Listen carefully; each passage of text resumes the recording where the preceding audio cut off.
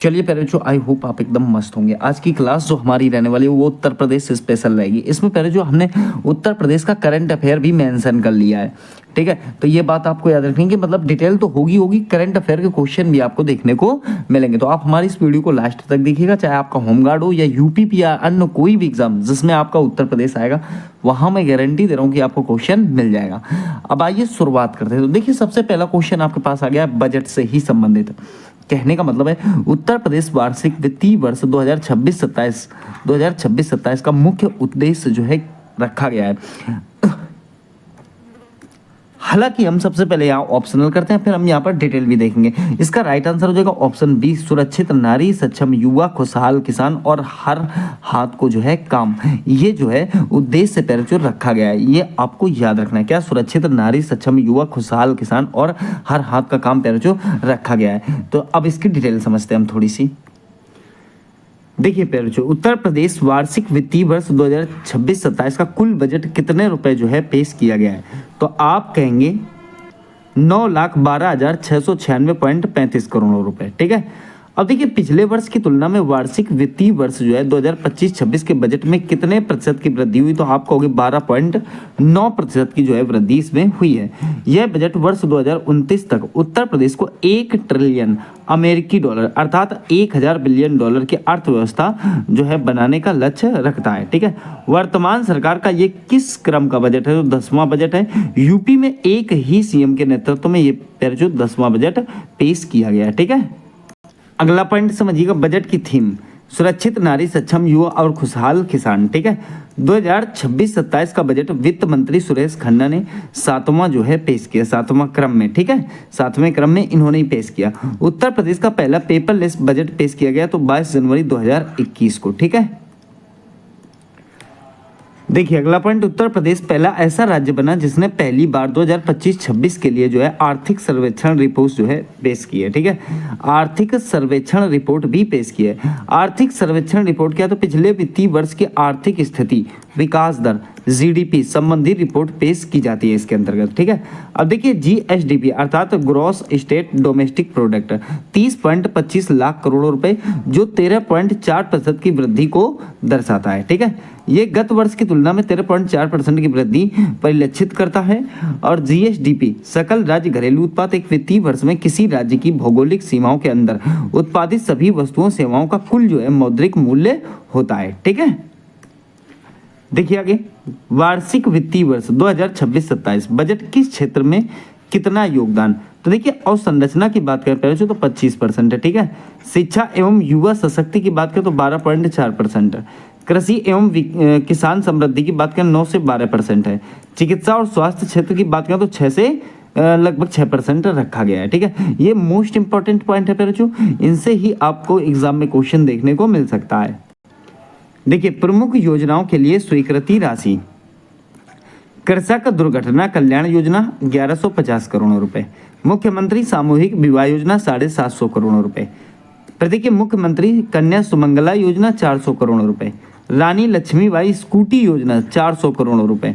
पहले जो ये बजट ही पास होता है, मिलता नहीं है, क्योंकि सब बीजेपी के मंत्री खा जाएंगे, ये समझ लो आप। लगभग गारंटी है, आधा तो आधे से ज्यादा तो वही खा जाते हैं। 1-2 स्कूटी दिखा देते हैं और उसमें फोटो जरूर खिंचवा लेंगे, फोटो खिंचवा के दिखा दो भाई योजना पूरी हो गई, ठीक है। हाँ, पर देखिए मुख्यमंत्री युवा उद्यमी विकास योजना या अभियान तो 1000 करोड़ रुपए, ठीक है। दिव्यांग जन कल्याण योजना 2140 करोड़ रुपए, अल्पसंख्यक कल्याण योजना पहले जो इसमें जो है 2058 करोड़ रुपए इनको जो है पास हुआ है, ठीक है। उत्तर प्रदेश दिवस जो है किस तिथि को मनाया जाता है? उत्तर प्रदेश दिवस को जो है किस तिथि को मनाया जाता है? इसका राइट आंसर हो जाएगा ऑप्शन सी। कहने का मतलब है 24 जनवरी को मनाया जाता है, ठीक है। अब देखिए, यहाँ पर हमने इसके सारे फैक्ट ले लिए हैं, कुछ भी नहीं छोड़ा, कुछ भी नहीं छोड़ा है प्यारे बच्चों। देखिए, उत्तर प्रदेश भारत के उत्तर में स्थित एक राज्य है। मतलब अगर आप इंडिया का मैप देखोगे तो उसके उत्तर में आपको ये दिखाई देगा, ठीक है। इसकी राजधानी प्यारे बच्चों वर्तमान समय में जो है लखनऊ है, ठीक है। उत्तर प्रदेश की न्यायिक राजधानी जो है प्यारे बच्चों प्रयागराज है। उत्तर प्रदेश की धार्मिक एवं सांस्कृतिक राजधानी प्यारे बच्चों आपकी वाराणसी है, ठीक है। उत्तर प्रदेश की औद्योगिक एवं आर्थिक राजधानी अगर पूछता तो आप कहेंगे कानपुर है। उत्तर प्रदेश का गठन कब हुआ था प्यारे? 24 जनवरी 1950 को जो है किया गया था। उत्तर प्रदेश का स्थापना दिवस पहली बार 24 जनवरी को जो है मनाया गया 2018 में। ठीक है। राज्य का पुनर्गठन 1 नवंबर 1956 को हुआ था और राज्य के विभाजन की बात करें तो 9 नवंबर 2000 को हुआ था। और प्यारे बच्चों, इससे ये जो आप देख पा रहे हो यहाँ पर जो स्टेट है उत्तराखंड, तो इसको जो है प्यारे बच्चों अलग किया गया था। ठीक है, उत्तराखंड को जो है आपका अलग किया गया था। ठीक है। उत्तर प्रदेश के पड़ोसी राज्यों की बात करें तो उत्तर प्रदेश के पड़ोसी राज्य प्यारे बच्चों आप यहाँ ऐसे समझ सकते हो कि जैसे यहाँ पर यह आपको मैप दिख रहा है। ठीक है, तो यहाँ पर तो ये मैप ऐसे ही तो होगा, जब आप निकालोगे तो ऐसे ही तो होगा। उत्तर यहाँ हो जाता है, दक्षिण प्यारे बच्चों आपका यहाँ हो जाएगा, पूरब इधर और पश्चिम इधर। ठीक है, तो इस प्रकार से आप समझ सकते हो।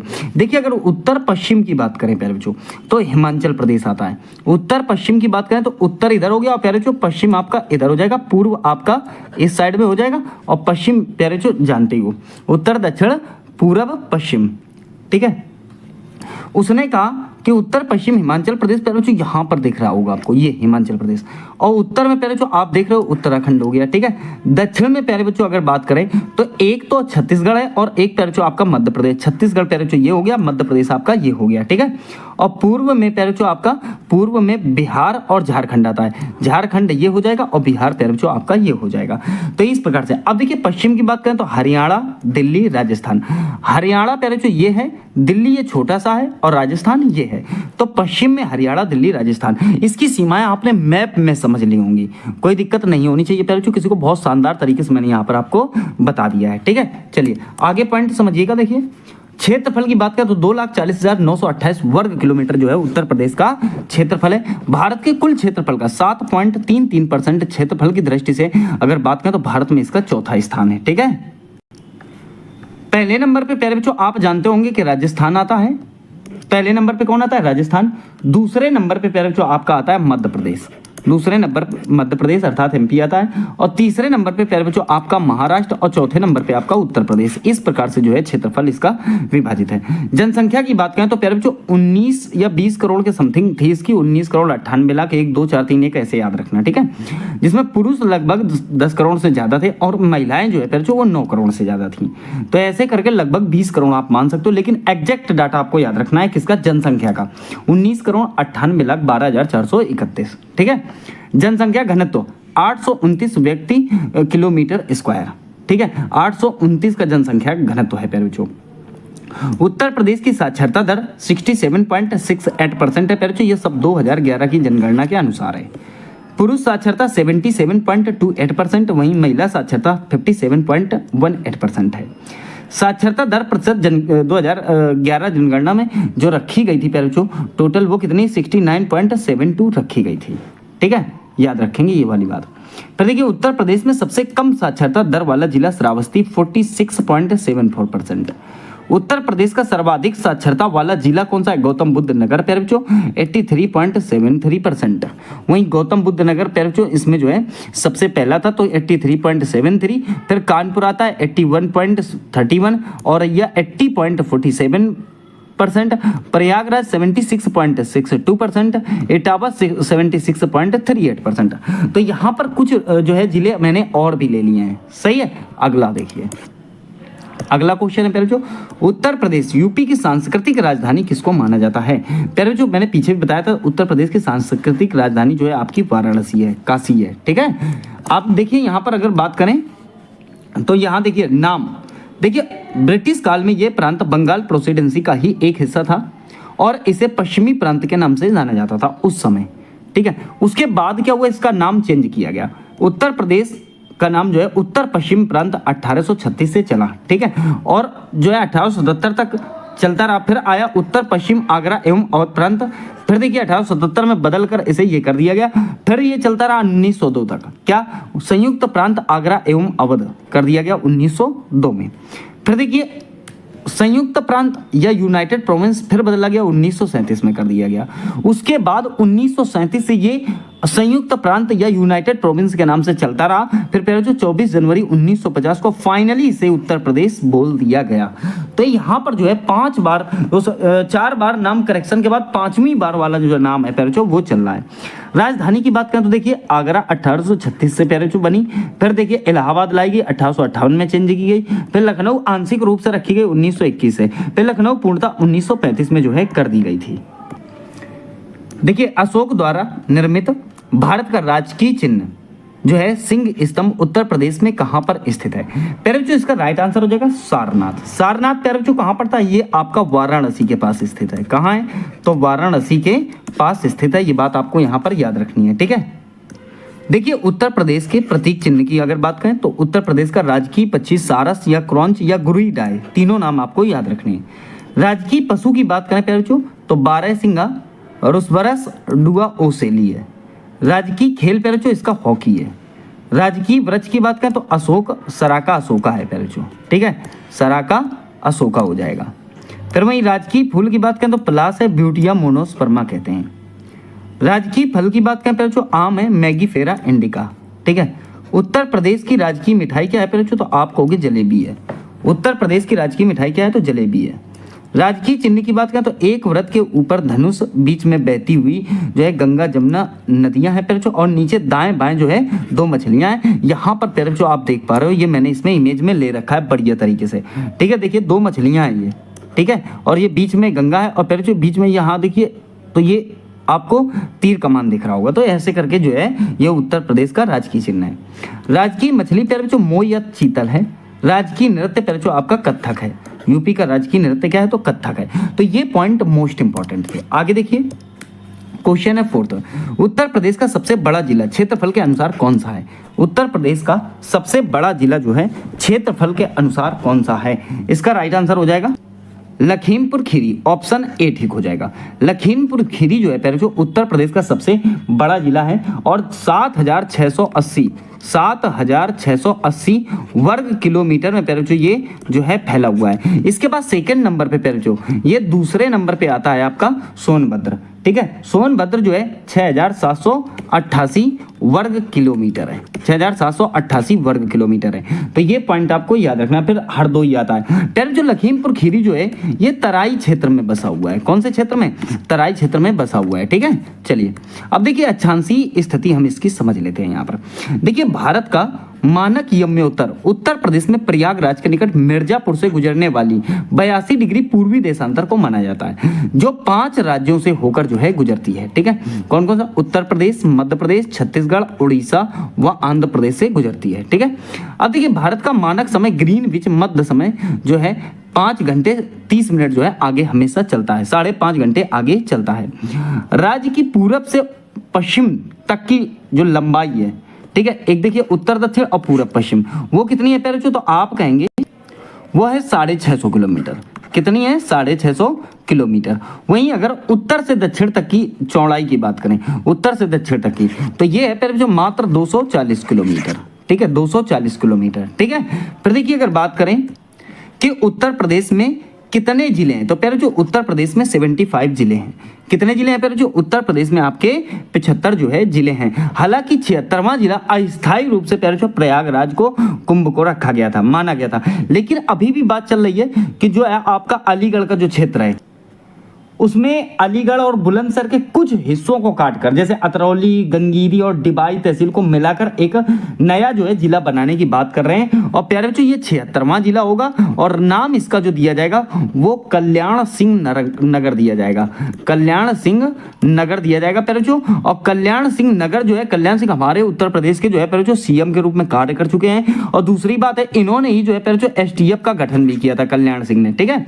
तो ये बहुत ही इंपॉर्टेंट पॉइंट रहेगा आपका। देखिए उत्तर प्रदेश की सीमा 8 राज्यों और एक केंद्र शासित प्रदेश दिल्ली से लगती है, ठीक है। और एकमात्र देश नेपाल है, 538 किलोमीटर। प्यारे बच्चों नेपाल यहाँ पर आप देख पा रहे हो, ये जो सीमा है इसकी 538 किलोमीटर जो है ये साझा करता है। अब देखिए 8 राज्य की अगर बात करें प्यारे बच्चों, तो मैंने यहाँ पर पूरी चीज जो है ले ली आपको। देखो एक राज्य आपका हिमाचल प्रदेश हो गया, दूसरा उत्तराखंड हो गया, फिर जो तीसरा आपका बिहार हो गया, चौथा आपका झारखंड हो गया, पांचवा छत्तीसगढ़ हो गया, छठवां आपका मध्य प्रदेश हो गया, सातवां प्यारे बच्चों राजस्थान हो गया, आठवां आपका हरियाणा हो गया। और हरियाणा के जस्ट साइड में इधर देखो, ठीक है, मेरठ के इधर दिख रहा होगा आपको, राजस्थान के ऊपर साइड में ये छोटा सा ये एक केंद्र शासित प्रदेश है प्यारे बच्चों, जिसका नाम है दिल्ली। ठीक है, तो कोई दिक्कत नहीं, एक देश तो है ही आपका नेपाल।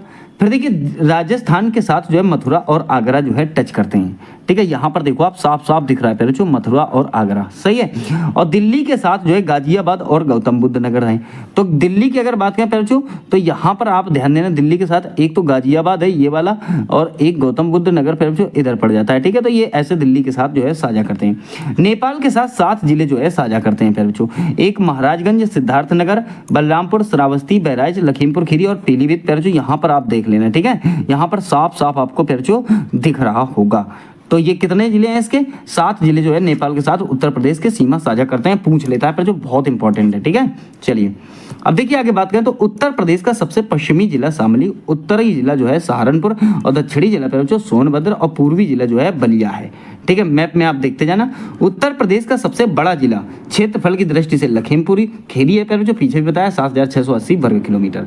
उत्तर प्रदेश का सबसे छोटा जिला क्षेत्रफल में जो हापुड़ 660 वर्ग किलोमीटर है। भारत में सर्वाधिक राज्यों की सीमा को स्पर्श करने वाला जिला जो आपका सोनभद्र है। ठीक है, सोनभद्र जिला 4 राज्यों को क्रमशः जैसे मध्य प्रदेश, छत्तीसगढ़, झारखंड तथा बिहार की सीमा को जो है स्पर्श करता है। ठीक है, तो ये ध्यान देना। उत्तर प्रदेश का सबसे पूर्वी जिला जो बलिया है, उत्तर प्रदेश का सबसे पश्चिमी जिला शामली है, उत्तर प्रदेश का सबसे उत्तरी जिला सहारनपुर है, उत्तर प्रदेश का सबसे दक्षिणी जिला सोनभद्र है। जो मैप में बिल्कुल एचडी दिख रहा है, आप बढ़िया तरीके से देखना, सही है। चलिए आगे आ जाओ। देखिए उत्तर प्रदेश के अगर प्रशासनिक परिचय की बात करें, थोड़ा सा समझ लेते हैं हम यहाँ पर। तो लोकसभा सदस्य कितने हैं? 80 हैं। ठीक है, कितने हैं जो लोकसभा सदस्य? आप कहोगे सर 80 हैं। ठीक है, राज्यसभा सदस्य 31 हैं और विधानसभा सदस्य 403 है जो सीएम के लिए जाते हैं। ठीक है, उत्तर प्रदेश राज्य का विधानमंडल द्विसदनात्मक है, विधानसभा और विधान परिषद दोनों चीजें इसमें आती हैं, सही है। एक तो आपका विधानसभा 403 सीटें और एक प्यारे जो विधान परिषद जिसमें 100 सदस्य हैं। हालांकि विधान परिषद का गठन 1937 में किया गया था। उच्च न्यायालय प्रयागराज देश का सबसे बड़ा उच्च न्यायालय है एवं इसकी खंडपीठ प्यारे जो लखनऊ को बनाई गई है। मंडल कितने प्यारे जो 18 हैं, ब्लॉक 825 हैं। कुल गांव की बात करें तो 1 लाख प्यारे जो 6774 हैं। नगर पालिका 200 है। साक्षरता दर 67.68% है। सर्वाधिक साक्षरता वाला जिला गौतम बुद्ध नगर है और न्यूनतम प्यारे जो श्रावस्ती है, पीछे भी बता चुका हूँ। लिंगानुपात याद रखना, 912 लड़कियों में 1000 जो है लड़के हैं 2011 के अनुसार।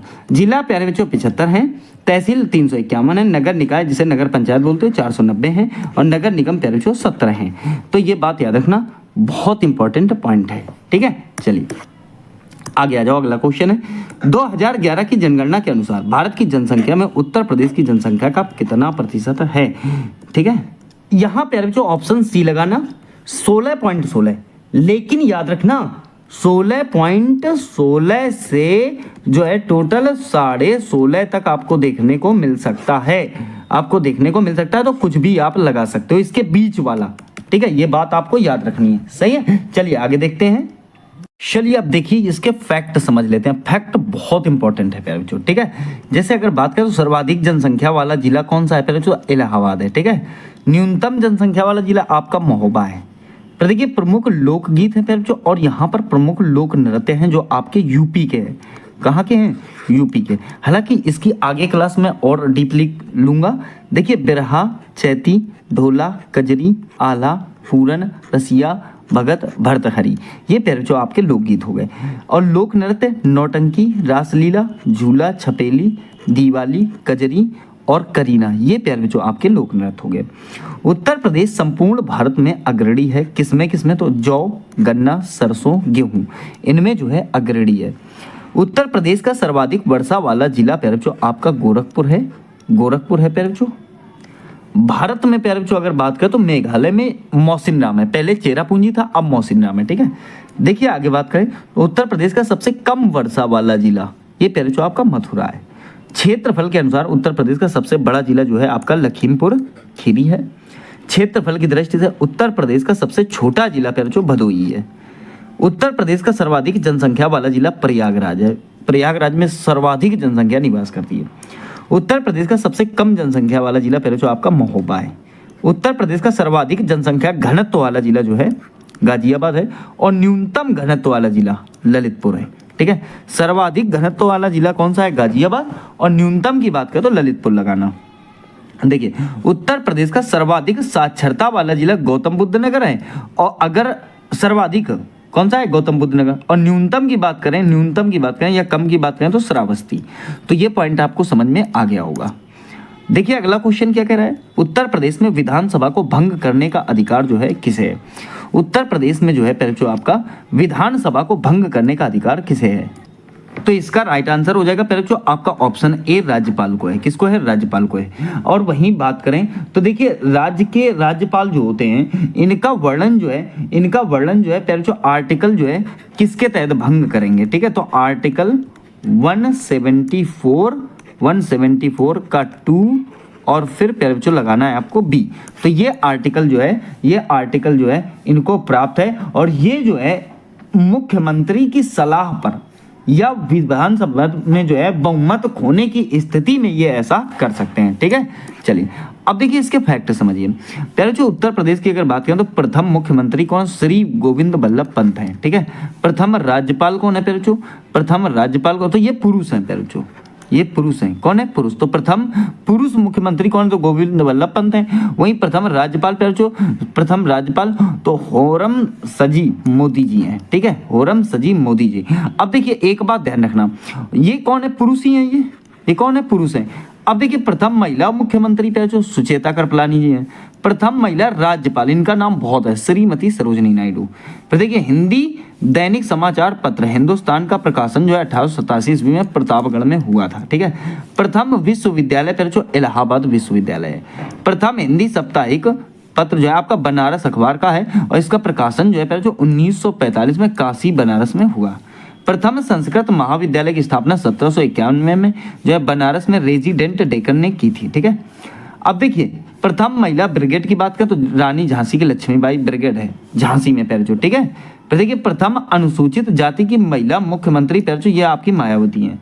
ठीक है, प्रथम भारत का पहला ग्रामीण बैंक ये पैर जो मुरादाबाद और गोरखपुर में एक ही दिन खोला गया था, 2 अक्टूबर 1975 को। भारत में सर्वप्रथम उर्दू एकेडमी की शुरुआत कहाँ हुई? तो यूपी में ही हुई थी। प्रथम महिला वकील प्यारे जो कॉर्नेलियस सोराबाजी हैं। ठीक है, प्रथम लोकायुक्त की बात करें तो न्यायमूर्ति विशंभर दलाल जी हैं। प्रथम विधानसभा अध्यक्ष की बात करें तो राजर्षि पुरुषोत्तम दास जी हैं। प्रथम फिल्म सेंटर की बात करें प्यारे तो ये आपका नोएडा गौतम बुद्ध नगर में स्थित है। प्रथम जैव प्रौद्योगिकी पार्क की बात करें तो बक्सी तालाब लखनऊ में है। प्रथम मुख्य सूचना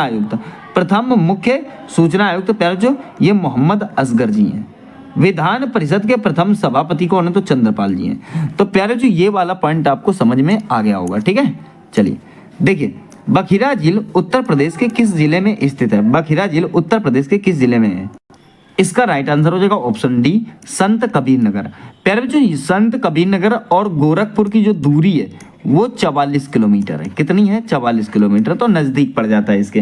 हालांकि 1980 में जो है बखिरा झील को प्यारे जो आपका पक्षी अभ्यारण्य घोषित कर दिया गया था। ठीक है, अब देखिए बात यहाँ पर झीलों की भी है, तो यहाँ देखिए झील कुंड और एक तरफ जिला, बहुत इंपॉर्टेंट पॉइंट है। देखिए बड़ा ताल झील और इसे ही गोखुर झील कहते हैं, ये कहाँ पे जो आपके शाहजहांपुर में। ठीक है, पार्वती या अर्गा ताल प्यारे जो ये आपका गोंडा में है। जिरगो और तिरसी टांदा ताती या दरगाट झील ये प्यारे जो आपकी मिर्जापुर में, ये दोनों मोस्ट इंपॉर्टेंट है प्यारे बच्चों एग्जाम की दृष्टि से। ठीक है, बखिरा झील कहाँ है प्यारे जो आपकी पीछे बता चुका हूँ, संत कबीर नगर।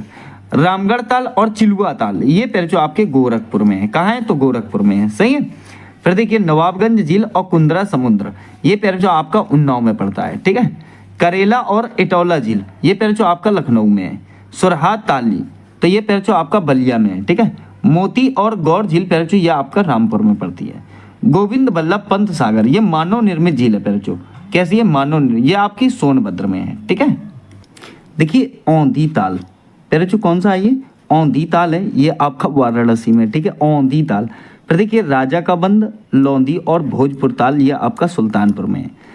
पंगैली फुलहर या गोमती ताल मोस्ट इंपॉर्टेंट है प्यारे बच्चों, गोमती ताल ये पीलीभीत में है और ये प्यारे बच्चों एक मैदानी क्षेत्र में ही है, ठीक है।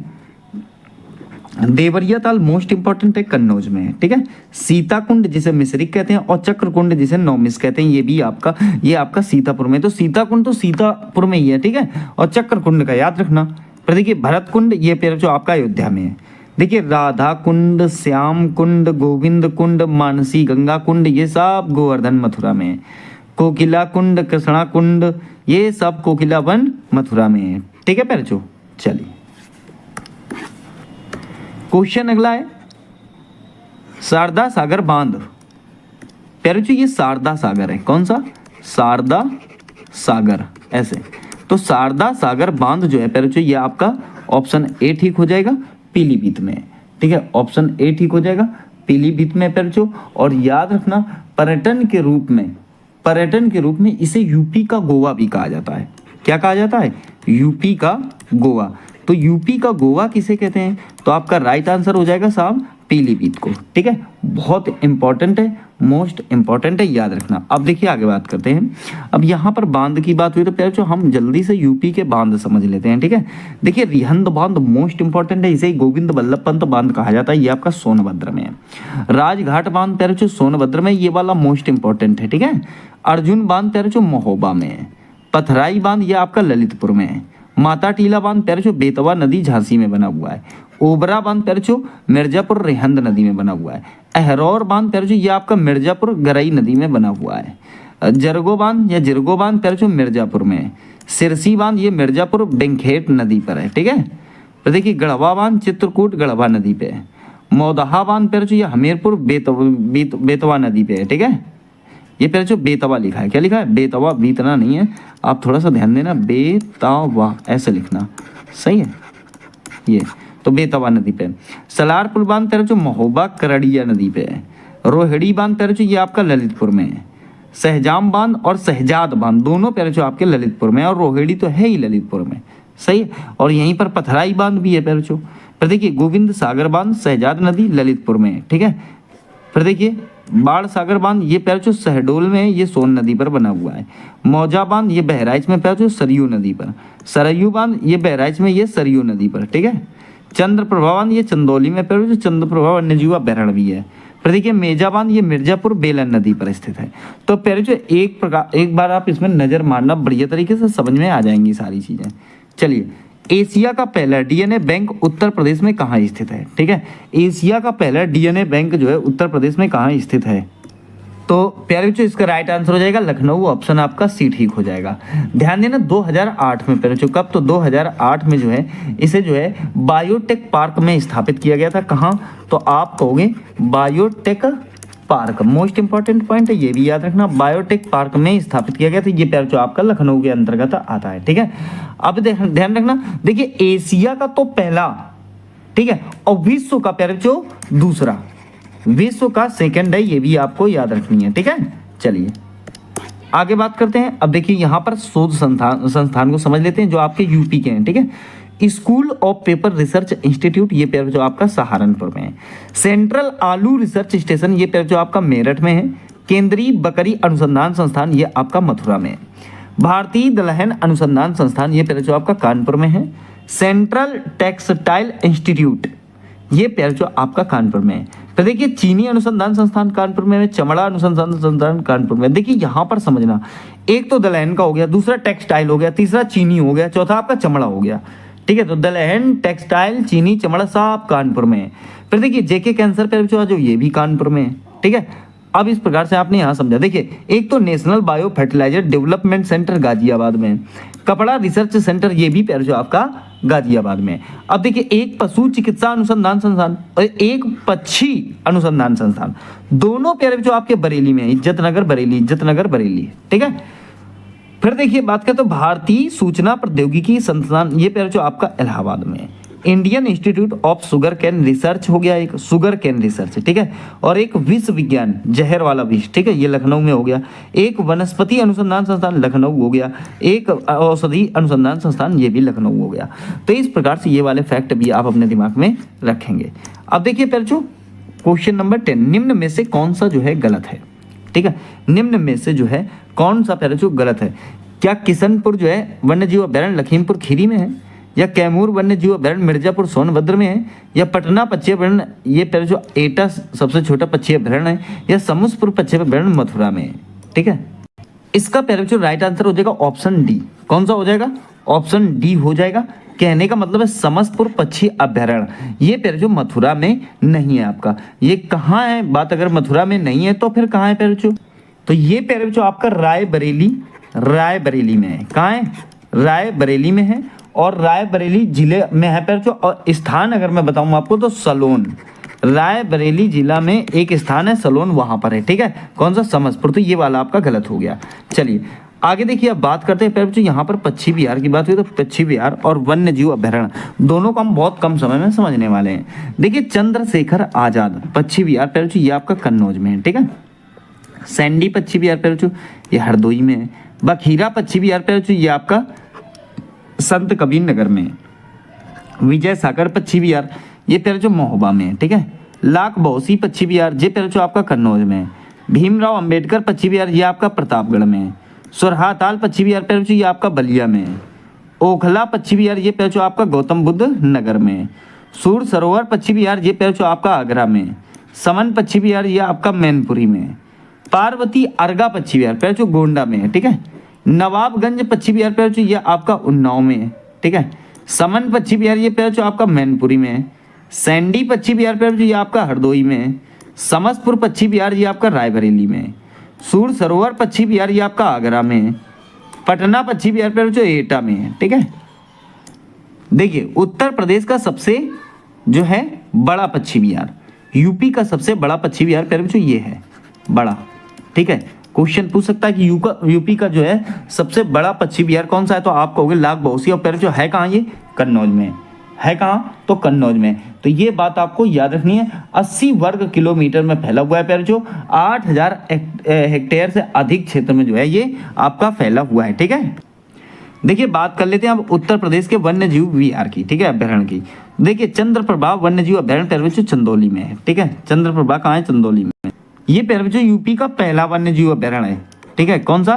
तो आप कहोगे यूपी का पहला वन्य जीव अभ्यारण्य कहाँ है? तो चंदौली में। इसकी स्थापना की अगर बात करूं तो 1957 में इसकी स्थापना की गई थी, ठीक है। किशनपुर वन्य जीव अभ्यारण्य लखीमपुर खीरी में है। सोहागी बरवा वन्य जीव अभ्यारण्य ये आपका महाराजगंज में है।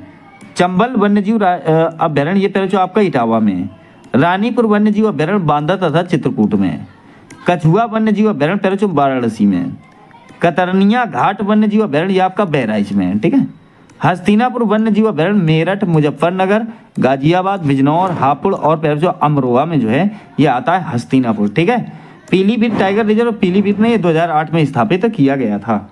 अब एक बात ध्यान रखना, यहाँ दुधवा राष्ट्रीय उद्यान दिया गया है तो उत्तर प्रदेश के लखीमपुर खीरी जिले में स्थित प्रसिद्ध वन्य जीव अभ्यारण्य है। और स्थान की बात करें तो जो उत्तर प्रदेश, भारत, लखीमपुर खीरी भारत नेपाल सीमा पर जो ये स्थित है। स्थापना इसकी 1977 में हुई। अब इसका इतिहास समझिए। 1958 में दलदली हिरणों के लिए वन्यजीव अभ्यारण्य के रूप में स्थापित किया गया था, ठीक है। 1968 दुधवा पशु विहार बाद में, देखो क्या कहा मैंने, दलदली हिरणों के लिए इसे 1958 में लगाया गया दुधवा को, और बाद में जो है 1968 में दुधवा पशु विहार बनाया गया। फिर बाद में 1977 में राष्ट्रीय उद्यान घोषित किया गया। 1987 में टाइगर रिजर्व बना दिया गया। तो प्यारे जो इसके साथ जो है बहुत घटनाएं समय समय पर होती रही हैं दुधवा के साथ, ठीक है। चलिए अब अगर क्वेश्चन करता है कि यूपी का सबसे बड़ा, तो प्यारे बच्चों यहाँ पर देखो आप कितने जिलों में ये गया हुआ है। कौन सा? हस्तिनापुर वाला। मेरठ, मुजफ्फरनगर, गाजियाबाद, बिजनौर, हापुड़, अमरोहा, तो यही होगा। 2073 वर्ग किलोमीटर में फैला हुआ है। कितना? 2073 वर्ग किलोमीटर में फैला हुआ है, ठीक है। चलिए अगला क्वेश्चन देखते हैं।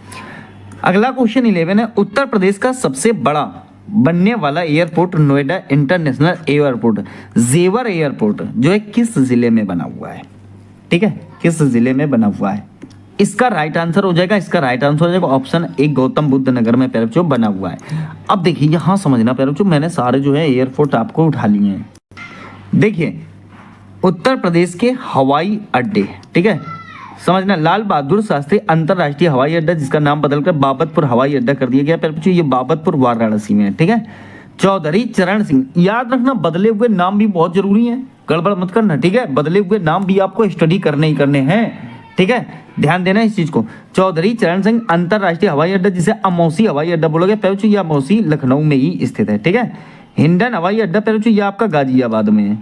चकेरी हवाई अड्डा अहिरमा कानपुर में है। ठीक है, बमरौली हवाई अड्डा प्यारे बच्चों ये इलाहाबाद में है, जिसे आप वर्तमान में हम प्रयागराज कहते हैं। क्या कहते हैं? प्रयागराज। सही है। फैजाबाद में है प्यारे बच्चों, लेकिन अब इसका नाम बदलकर अयोध्या कर दिया गया, अयोध्या एयरपोर्ट। ठीक है, क्या कर दिया गया? नाम याद रखना भाई, नाम याद रखना, मोस्ट इंपॉर्टेंट चीज है ये। ललितपुर हवाई अड्डा ललितपुर में ही है। बाबा गोरखनाथ हवाई अड्डा गोरखनाथ से याद रखेंगे प्यारे बच्चों, गोरखपुर में है। ठीक है, आईआईटी कानपुर हवाई अड्डा जिसका नाम बदलकर कल्याणपुर हवाई अड्डा कर दिया गया प्यारे बच्चों, ये गोरखपुर उसमें कानपुर में है। ठीक है, कहाँ है? कानपुर में। इंदिरा गांधी हवाई अड्डा प्यारे बच्चों रायबरेली में स्थित है। BR अम्बेडकर एयरपोर्ट ये मेरठ में है। ताज अंतरराष्ट्रीय हवाई अड्डा प्यारे बच्चों ये प्रस्तावित अभी आगरा में। जेवर हवाई अड्डा अब तो बनी गया प्यारे बच्चों, निर्माणाधीन, इसे हटा दो, ये आपका गौतम बुद्ध नगर में है। झांसी हवाई अड्डा ये प्यारे बच्चों आपका झांसी में ही है। बरेली हवाई अड्डा ये प्यारे बच्चों आपका बरेली में ही है। देखिए क्वेश्चन नंबर 12, मणिकर्णिका घाट स्थित है प्यारे बच्चों, इसका राइट आंसर हो जाएगा ऑप्शन डी नॉट। कहने का मतलब है जो मणिकर्णिका घाट है प्यारे बच्चों ये आपका वाराणसी में स्थित है। कहाँ स्थित है? वाराणसी। वाराणसी किस में आता है? तो आप कहोगे सर काशी में आता है। किस में आता है? तो आप कहोगे सर काशी में आता है। ठीक है, तो गंगा नदी के तट पर, तट याद रखना प्यारे बच्चों, तट किसका याद रखना? तो इसी का तट याद रखना। तो गंगा नदी के तट पर इसे मणिकर्णिका घाट क्यों कहा जाता है? ठीक है, तो प्यारे बच्चों इसको लेके बहुत बड़ी बड़ी ऐसी बातें, कोई कहता है शिव माता सती के पार्थिव शरीर को ले जा रहे थे, तब विष्णु जी ने चक्र के उनके शरीर के टुकड़े कर दिए और सती का कान का कुंडल यहाँ पर गिरा था, इसीलिए जो है ऐसा माना जाता है। ठीक है, चलिए अब देखिए बात करेंगे हम थोड़ा सा यहाँ पर किसकी, तो मेन जो चीज़ें हमारी उत्तर प्रदेश की, जैसे ताजमहल प्यारे बच्चों कहाँ है? तो आगरा में है। ठीक है, फतेहपुर सीकरी प्यारे बच्चों ये आगरा में है। आगरा का किला प्यारे बच्चों आगरा में ही है। अकबर का मकबरा प्यारे बच्चों ये आगरा में है। मणिकर्णिका घाट प्यारे बच्चों वाराणसी काशी में पीछे बताया था। चुनार का किला ये आपका वाराणसी में है। बड़ा इमामबाड़ा प्यारे बच्चों लखनऊ में है। रेजिडेंसी कहाँ है? तो लखनऊ में है। विक्टोरिया मेमोरियल प्यारे बच्चों लखनऊ में है। राम जन्मभूमि अयोध्या को माना जाता है। झांसी का किला प्यारे बच्चों झांसी में है। तो ये पॉइंट आप इसके याद रखना। चलिए देखिए क्वेश्चन नंबर 13, उत्तर प्रदेश के किस शहर को सुहाग नगरी कहा जाता है? क्योंकि ये कांच की चूड़ियों बनाने के लिए जो है बहुत ज्यादा प्रसिद्ध है। किसके लिए? तो कांच की चूड़ियां बनाने के लिए बहुत ज्यादा प्रसिद्ध है। तो इसका राइट आंसर हो जाएगा प्यारे बच्चों आपका फिरोजाबाद। ठीक है, क्या हो जाएगा? फिरोजाबाद। तो फिरोजाबाद को ही जो है सुहाग नगरी के नाम से जाना जाता है। अब यहाँ समझिए प्यारे बच्चों शहर और उनके उपनाम जो आपके यूपी के हैं। ठीक है, देखिए नवाबों का शहर, नजाकत नफासत का शहर, बागों का शहर प्यारे बच्चों लखनऊ को कहा जाता है। और इसे ही प्यारे बच्चों जो है आमों का शहर भी कहा जाता है, क्योंकि मलियाबाद में आम होते हैं। ठीक है, देखिए उद्योग नगरी चर्म नगर उत्तर भारत का मैनचेस्टर कानपुर को कहते हैं। आमों का नगर प्यारे बच्चों बता चुका हूँ मलियाबाद लखनऊ। फिर देखिए छोटा दिल्ली उद्योग नगरी ये प्यारे बच्चों आप गाजियाबाद को कहते हो। फिल्म सिटी प्यारे बच्चों नोएडा को कहा जाता है।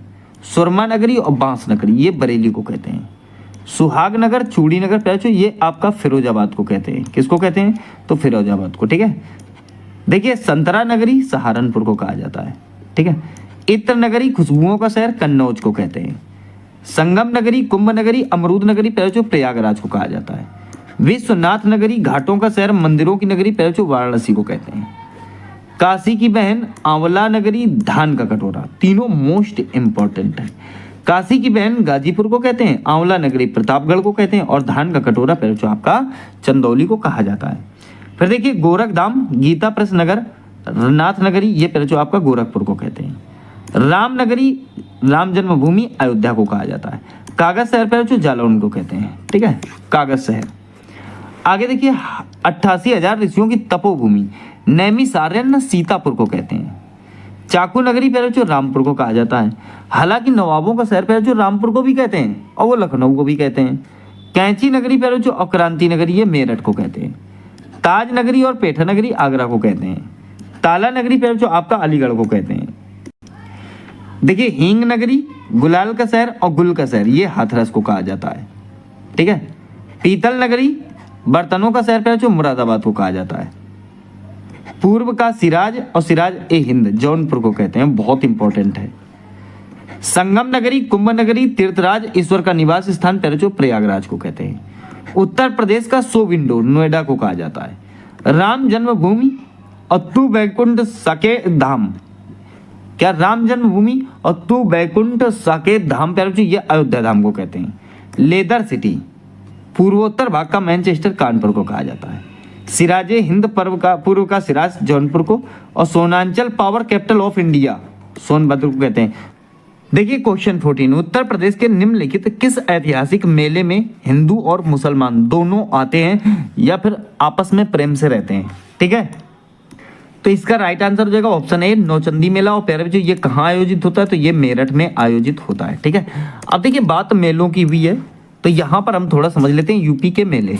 सही है, देखिए प्रतिवर्ष 2256 मेलों का आयोजन यूपी में किया जाता है। ठीक है, सबसे अधिक बात करता हूँ प्यारे बच्चों, सबसे अधिक आपके मथुरा में 86 लगते हैं, कानपुर में आपके 80 लगते हैं। ठीक है बच्चों, ये वाली बात तो आपकी समझ में आ गई। ठीक है, अब देखिए बात करेंगे कुंभ मेला यूपी के प्रयागराज में लगता है। कहाँ लगता है? कुंभ मेला यूपी के प्रयागराज में लगता है, गंगा तथा यमुना के संगम पर। अब एक बात ध्यान देना आप कि प्रत्येक 12 वर्ष में आयोजित किया जाता है कुंभ। कुंभ कितने वर्ष में आयोजित होता है? 12 वर्ष में। लेकिन अर्ध कुंभ की अगर बात करता है तो ये प्यारे बच्चों 6 वर्ष में आयोजित होता है। 2025 में कुंभ का आयोजन हुआ था प्यारे बच्चों।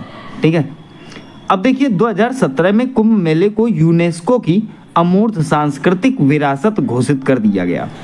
अब यूपी के 4 स्थान जहां पर कुंभ मेले का आयोजन होता है, कौन कौन से हैं? देखिए प्रयागराज गंगा के तट पर। ठीक है, प्रयागराज गंगा यमुना नदी के तट पर। हालांकि सरस्वती भी है प्यारे बच्चों, तो एक तो गंगा है और एक यमुना और एक सरस्वती नदी, पर गंगा और यमुना दिखाई देती हैं। फिर देखिए उत्तराखंड में प्यारे बच्चों हरिद्वार गंगा नदी के तट पर, मध्य प्रदेश उज्जैन में क्षिप्रा नदी के तट पर, महाराष्ट्र नासिक में गोदावरी के तट पर। तो प्यारे बच्चों ये स्पेस जो है, ये स्थान, ये प्लेस आपको याद रखने हैं। सही है, आगे देखिए। अब देखिए महत्वपूर्ण मेले और उनका स्थान समझ लेते हैं। देवा शरीफ मेला प्यारे बच्चों बाराबंकी कार्तिक मास में जो है संत वारिस अली शाह की मजार पर आयोजित होता है। बटेश्वर मेला आगरा में यमुना नदी के तट पर होता है प्यारे बच्चों, और ये जो है आपका पशु मेला है। कैलाश मेला प्यारे बच्चों आगरा में लगता है। माघ मेला प्रयागराज वार्षिक मेला के रूप में इसका आयोजन होता है। नौचंदी मेला मेरठ में होता है, होली पर मनाया जाता है प्यारे बच्चों। इसमें जो है इसे हिंदू मुस्लिम एकता का त्यौहार माना जाता है। शाकंभरी देवी मेला प्यारे बच्चों सहारनपुर में लगता है। मकनपुर मेला ये आपका कानपुर बिल्लौर में लगता है। ठीक है, गणगौर मेला ये प्यारे बच्चों आगरा में लगता है। नवरात्रों के समय इसे जो है सेलिब्रेट किया जाता है।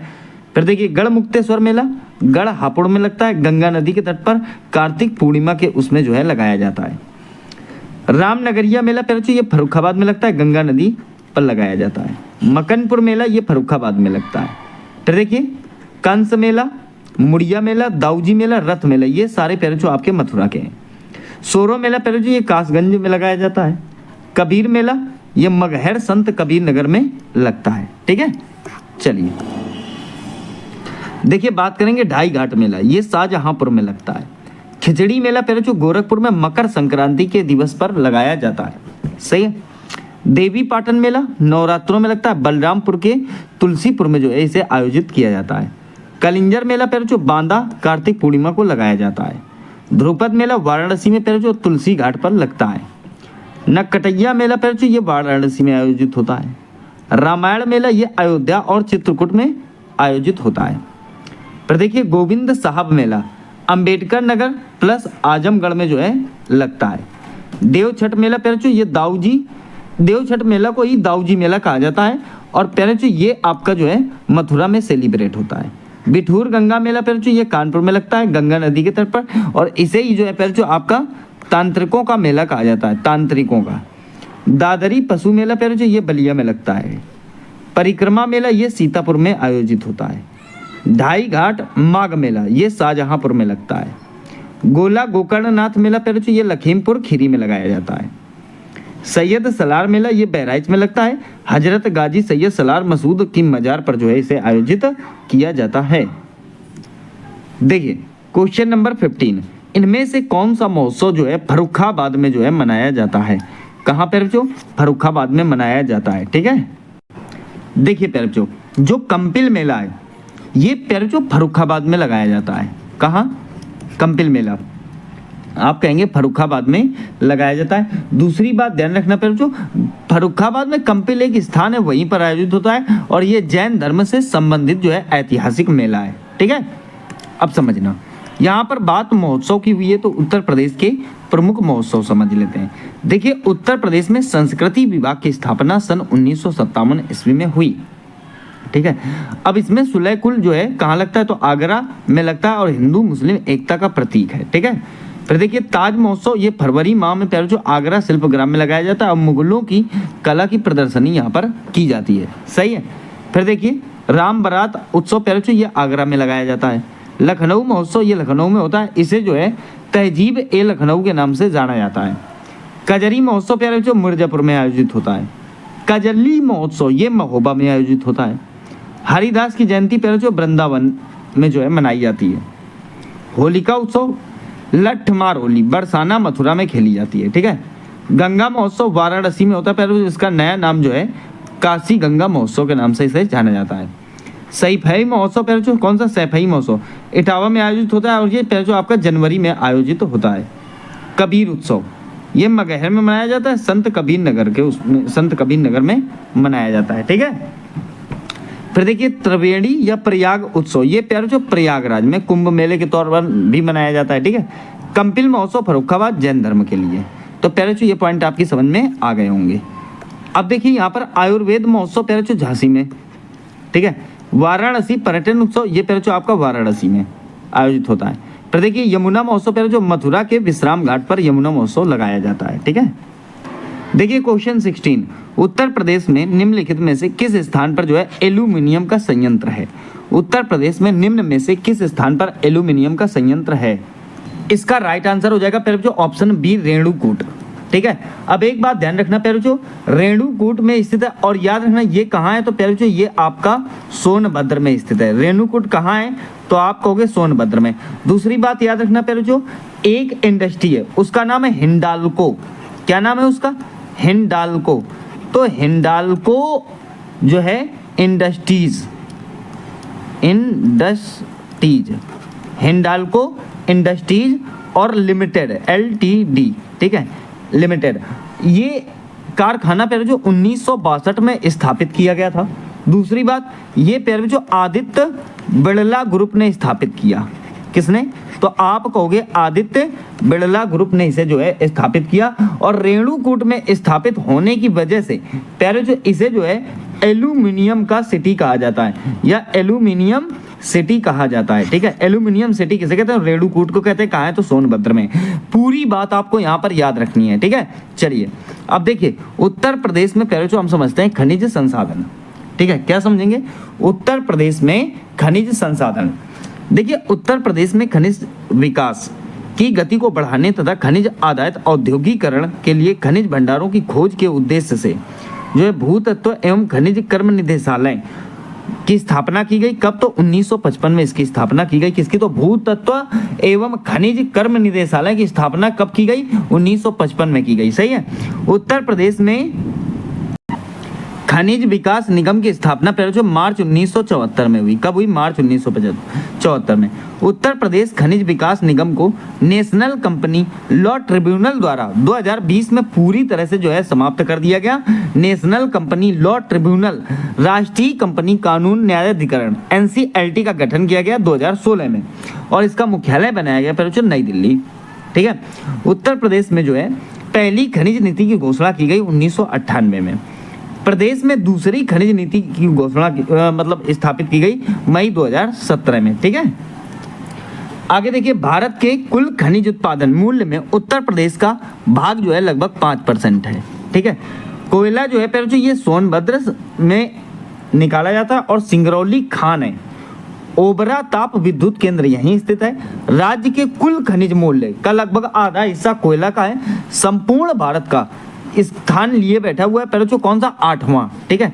बॉक्साइट की बात करें तो एल्यूमिनियम का अयस्क है, बांदा चंदौली में निकाला जाता है। हिंडोल को एल्यूमिनियम संयंत्र कहा जाता है, ठीक है। वहीं रेणुकूट सोनभद्र 1958 में जो है इसकी स्थापना की गई थी, ठीक है। डोलोमाइट मैग्नीशियम है पहले जो मिर्जापुर, कजराहाट और सोनभद्र में जो है निकाला जाता है। चूना पत्थर मिर्जापुर, सोनभद्र, कजराहाट, सहारनपुर में पहले जो निकाला जाता है, ठीक है। तो ये बात आप याद रखेंगे। सोना की बात करें तो सोनभद्र में, शारदा एवं रामगंगा के रेतीली क्षेत्र में इसे पहले जो निकाला जाता है। पायराइट्स सोनभद्र में, इसे पहले जो मूर्खों का सोना कहते हैं। किसका सोना? मूर्खों का सोना। किसे? तो पायराइट्स को। चाइना क्ले सोनभद्र में। अब एक बात ध्यान देना, ध्यान ये देनी है कि पायराइट्स जो है पहले जो, इसे जो है किसका? मूर्खों का सोना कहते हैं, क्योंकि ये सोने की तरह ही दिखता है पर सोना होता नहीं है। हीरा की बात करें तो बांदा व मिर्जापुर में निकाला जाता है। तांबा पहले जो ये आपका ललितपुर में निकाला जाता है, सोनराई क्षेत्र में, ठीक है। चलिए देखिए, यूरेनियम या प्लेटिनम ललितपुर में निकाले जाते हैं। यूरेनियम का भंडार पहले जो ललितपुर को कहा जाता है। संगमरमर मिर्जापुर व सोनभद्र में। और जिप्सम प्यारे बच्चों, जिप्सम ये जो है आपका झांसी हमीरपुर में निकाला जाता है ग्रेफाइट के लिए, ठीक है। सेल खड़ी लिखने की खड़िया के रूप में प्रयोग होता है, हमीरपुर और झांसी में निकाला जाता है। एस्बेस्टस मिर्जापुर में पहले जो भवन निर्माण सामग्री है, छत के टुकड़े, छत वगैरह में इसका प्रयोग होता है, ठीक है। फिर देखिए सिल्का सैंड, कांच बालू गंगा यमुना क्षेत्र में निकाली जाती है। फिर जो प्रयागराज, मिर्जापुर, चित्रकूट। देश में उत्तर प्रदेश जो है इसमें दूसरे स्थान पर है। फिर देखिए एंड्रूसाइड एल्यूमिनियम का है, इसके पहले जो सोनभद्र में, देश में प्रथम स्थान है इसका। रत्न और आभूषण में इसकी आवश्यकता होती है। फिर देखिए डायस्पोर एल्यूमिनियम का अयस्क है, हमीरपुर, झांसी। देश में पहले जो इसका प्रथम स्थान है। टिकाऊ आभूषण के रूप में जाना जाता है। पत्थर और स्टोन के लिए इसका प्रयोग होता है, ठीक है। पहले जो 17 क्वेश्चन, सहारिया जनजाति किस जिले में निवेश करती है, ठीक है। किस जिले में जो है निवास करती है? तो सहारिया जनजाति पहले जो आपका ललितपुर में निवास करती है, ठीक है। ललितपुर जिले में निवास करती है और ये पहले जो दक्षिण पश्चिमी क्षेत्र में है। कहाँ है? दक्षिण पश्चिम क्षेत्र में निवास करती है, ठीक है। ये जनजाति बुंदेलखंड के अंतर्गत आती है, ठीक है। किसके अंतर्गत? बुंदेलखंड के। आइए बात करते हैं उत्तर प्रदेश की जनजाति के बारे में, अर्थात शेड्यूल्ड ट्राइब्स। किसकी? शेड्यूल्ड ट्राइब्स के बारे में। देखिए उत्तर प्रदेश में सर्वाधिक जनजाति जो पाई जाती है आपकी, वो सोनभद्र में, फिर बलिया में, फिर देवरिया में, 3 जगह पाई जाती हैं। देखिए प्रतिशत में सर्वाधिक जनजाति की अगर बात करूं तो सोनभद्र में पाई जाती है। न्यूनतम जनजाति की अगर बात करूं तो बागपत और कन्नौज में पाई जाती है, ठीक है। प्रतिशत में न्यूनतम जनजाति की बात करूं तो बागपत, आप इसका उत्तर लगाना, ठीक है, प्रतिशत में, ठीक है। सर्वाधिक में सोनभद्र और जो है न्यूनतम की अगर बात करें तो बागपत लगाना। देखिए दो स्थान, एक अयोध्या और एक जालौन में कोई जनजाति नहीं पाई जाती है, ठीक है। ये ऑप्शन में देखने को मिल जाते हैं और बच्चे बहुत जल्दी लगा देते हैं, ठीक है। अब देखिए 2011 में जनगणना में जनजाति की अगर बात करूं मैं तो आप ऐसे कह सकते हो 11,34,273 जनसंख्या थी, ठीक है। यूपी की जनजाति भारत की जनजाति का 0.5% है जो कुल जनसंख्या का है, ठीक है। किसकी? कुल जनसंख्या का।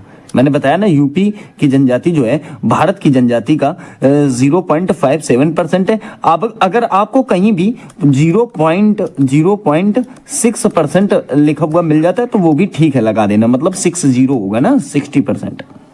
अब देखिए जनजाति में लिंगानुपात की बात करें तो 951 है, ठीक है। तो ये 2011 के अनुसार। अगर सबसे बड़ी जनजातियों की बात करें तो प्यारे बच्चों थारू सबसे बड़ी जनजाति थी 2011 के अनुसार यूपी की, ठीक है, यूपी में, ठीक है। अब देखिए जनजाति यहाँ पर समझ लीजिए इसमें पुरुष है और एक तरफ आपको महिला है। पुरुष की बात करें तो 5,81,082 थी, वहीं महिला की बात करें तो 5,53,190 थी, ठीक है। किसी को कोई दिक्कत नहीं होनी चाहिए।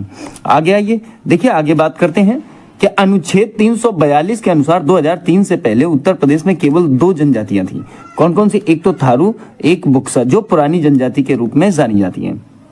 2003 में 10 और जनजातियों को शामिल किया गया। इस प्रकार से अब जनजाति कितनी हो गई?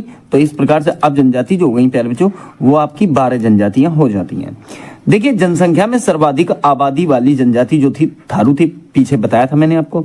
जनसंख्या में न्यूनतम आबादी वाली जनजाति जो थी वो बनरावत थी, ठीक है। थारी जनजाति के कुछ फैक्ट अर्थात थारू जनजाति के जो कुछ फैक्ट हैं वो समझिएगा। लोगों की बात करें तो छोटा कद होता है, मुख चौड़ा होता है, पीली चमड़ी वाले होते हैं, ठीक है। मंगोल जाति के लक्षण इसमें आपको दिखाई देंगे और ये खुद को किरात वंश का बताते हैं, ठीक है। उत्तर प्रदेश के तराई क्षेत्र की बात करें तो यहाँ पर देखो महाराजगंज, सिद्धार्थनगर, श्रावस्ती, बहराइच, लखीमपुर खीरी में कुछ जनजातियां आपको देखने को मिलती हैं। इनका जो संयुक्त परिवार है वो मात्र सत्तात्मक था, ठीक है। बदलाव विवाह प्रथा थी, बहनों का आदान प्रदान, कहने का मतलब तू मेरी बहन से शादी कर ले और मैं तेरी बहन से शादी कर लेता हूँ। दहेज की बात करें तो दहेज का प्रचलन बिल्कुल नहीं था। विधवा विवाह प्रचलन था, ठीक है। भोज में ये लोग लठ मरवा भोज करवाते थे, ठीक है। आगे देखिए भोजन की बात करें तो चावल, सुअर, मुर्गी पालन करते थे। ये चावल खाते थे और सुअर, मुर्गी वगैरह ये जो है पालते थे, ठीक है। हिंदू धर्म को मान्यता थी इनमें और चोटी ये जो है रखते थे। विवाह की बात करें पक्का होने पर विवाह को ये पक्की पोड़ी बोला करते थे। त्योहार ये बजहर पर्व मनाते थे, ठीक है। और दीपावली को शोक के रूप में जो है मनाते हैं और पूर्वजों को याद करते हैं, भेंट देते हैं, जिसे रोटी कहते हैं, ठीक है। क्या कहते हैं? रोटी। भूत प्रेत और जादू टोना में ये लोग विश्वास रखते हैं। भगवान की बात करें तो देवी काली, भैरव, महादेव, लकड़ी को शिवलिंग का पूजन किया करते हैं, ठीक है। लकड़ी का शिवलिंग बनाते हैं, उसकी पूजा करते हैं।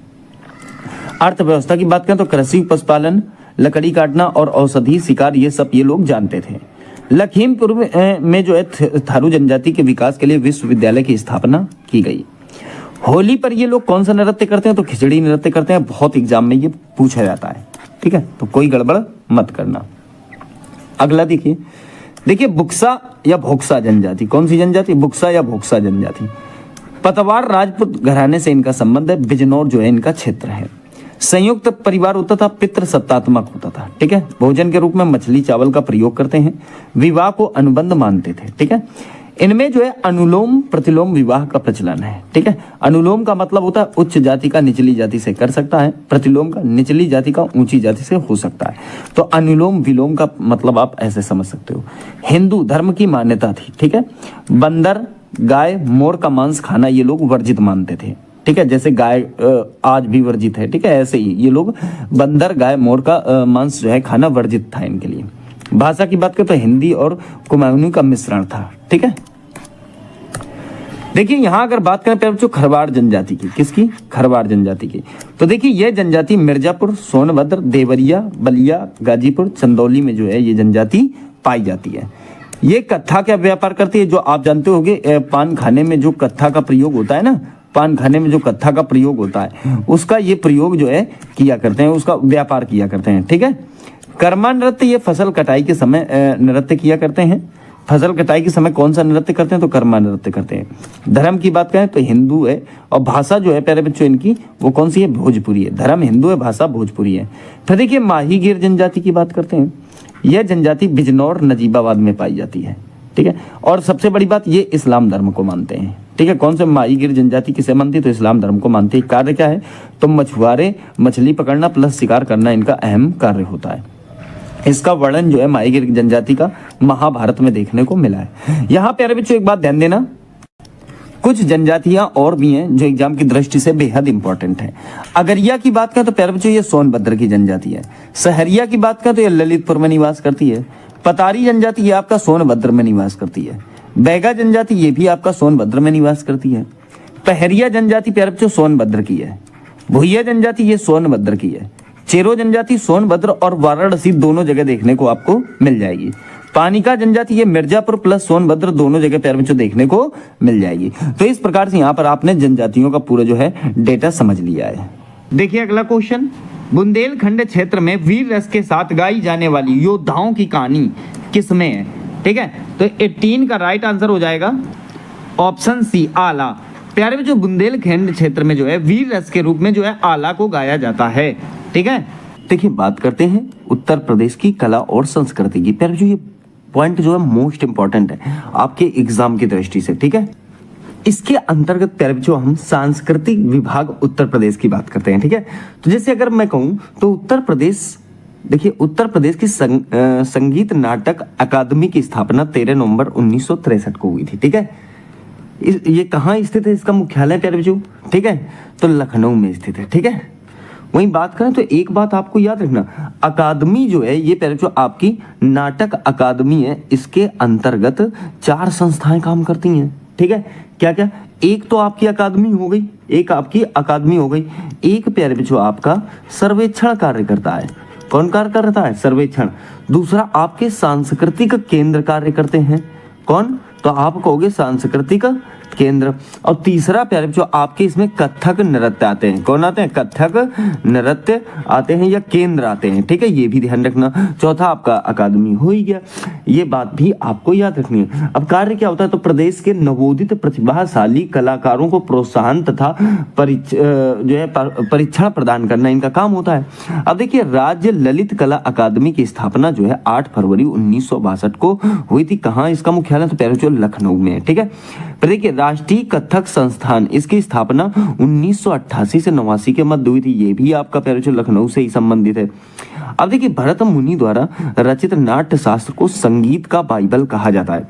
किसको प्यारे बच्चों, तो नाट्य शास्त्र को क्या कहा जाता है, आप कहोगे संगीत का बाइबल कहा जाता है, ठीक है। वहीं अगर बात करें तो उत्तर प्रदेश में जो है, उत्तर प्रदेश में संगीत कला का शुभारंभ वैदिक काल से ही शुरू हो गया था। और जानते होगे कि भारतीय संगीत का जनक किस वेद को कहा करते हैं, तो सामवेद को कहते हैं, ठीक है, संगीत का जनक, ठीक है। तो ये भी आपको ध्यान रखना है। देखिए अगर बात करें तो मध्यकालीन संगीत परंपरा में अगर बात करें, मध्यकालीन वो तो वेदों की बात हो गई, ठीक है ना। अगर मध्यकालीन संगीत परंपरा में बात करें तो अमीर खुसरो का प्यारे जो बहुत अच्छा और एक महत्वपूर्ण योगदान रहा है। अमीर खुसरो की बात करें तो प्यारे जो इनका जन्म 1253 ईस्वी में पटियाली गांव कासगंज में हुआ है, ठीक है, पटियाली गांव कासगंज में हुआ है। एटा से भी संबंधित है लेकिन वो अलग अलग हो गए हैं, ठीक है, वो अलग अलग जिले बना दिए गए थे। तो ये भी पॉइंट आपको याद रखना है, कोई दिक्कत किसी को नहीं होनी चाहिए।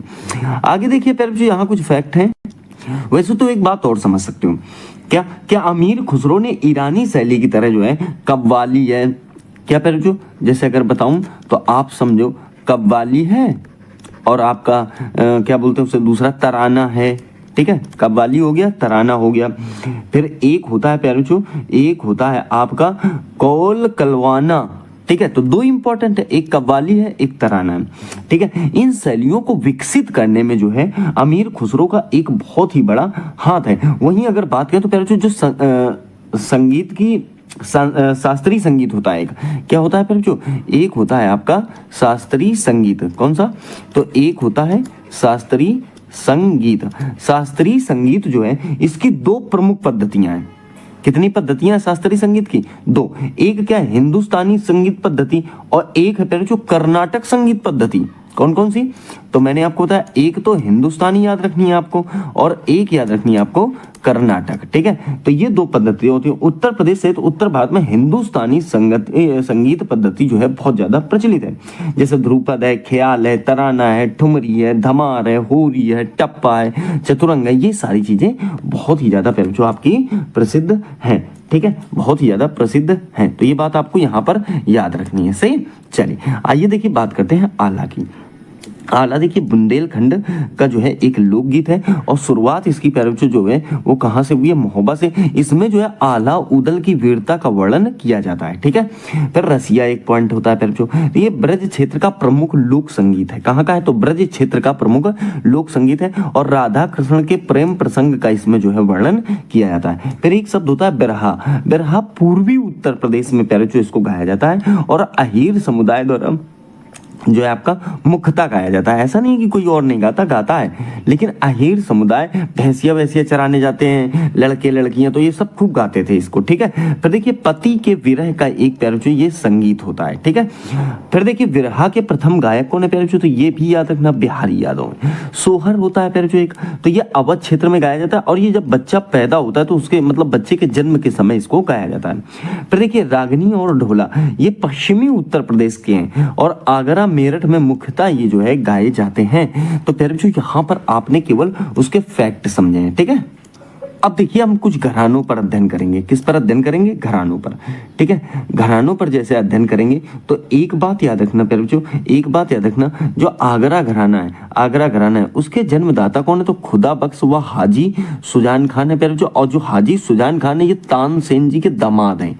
ठीक है, कौन? हाजी सुजान खान कौन है? तो प्यारे बच्चों आप कहोगे तानसेन के दामाद हैं। ठीक है, वो वही अगर बात करें तो आगरा घराना प्यारे बच्चों ये श्रृंगार रस से संबंधित है। ठीक है, फिर संगीतकार इसके कौन है आगरा घराने के? तो फैयाज खान है। ठीक है, फिर देखिए दूसरा आ जाता है प्यारे बच्चों आपका लखनऊ घराना। दूसरा लखनऊ।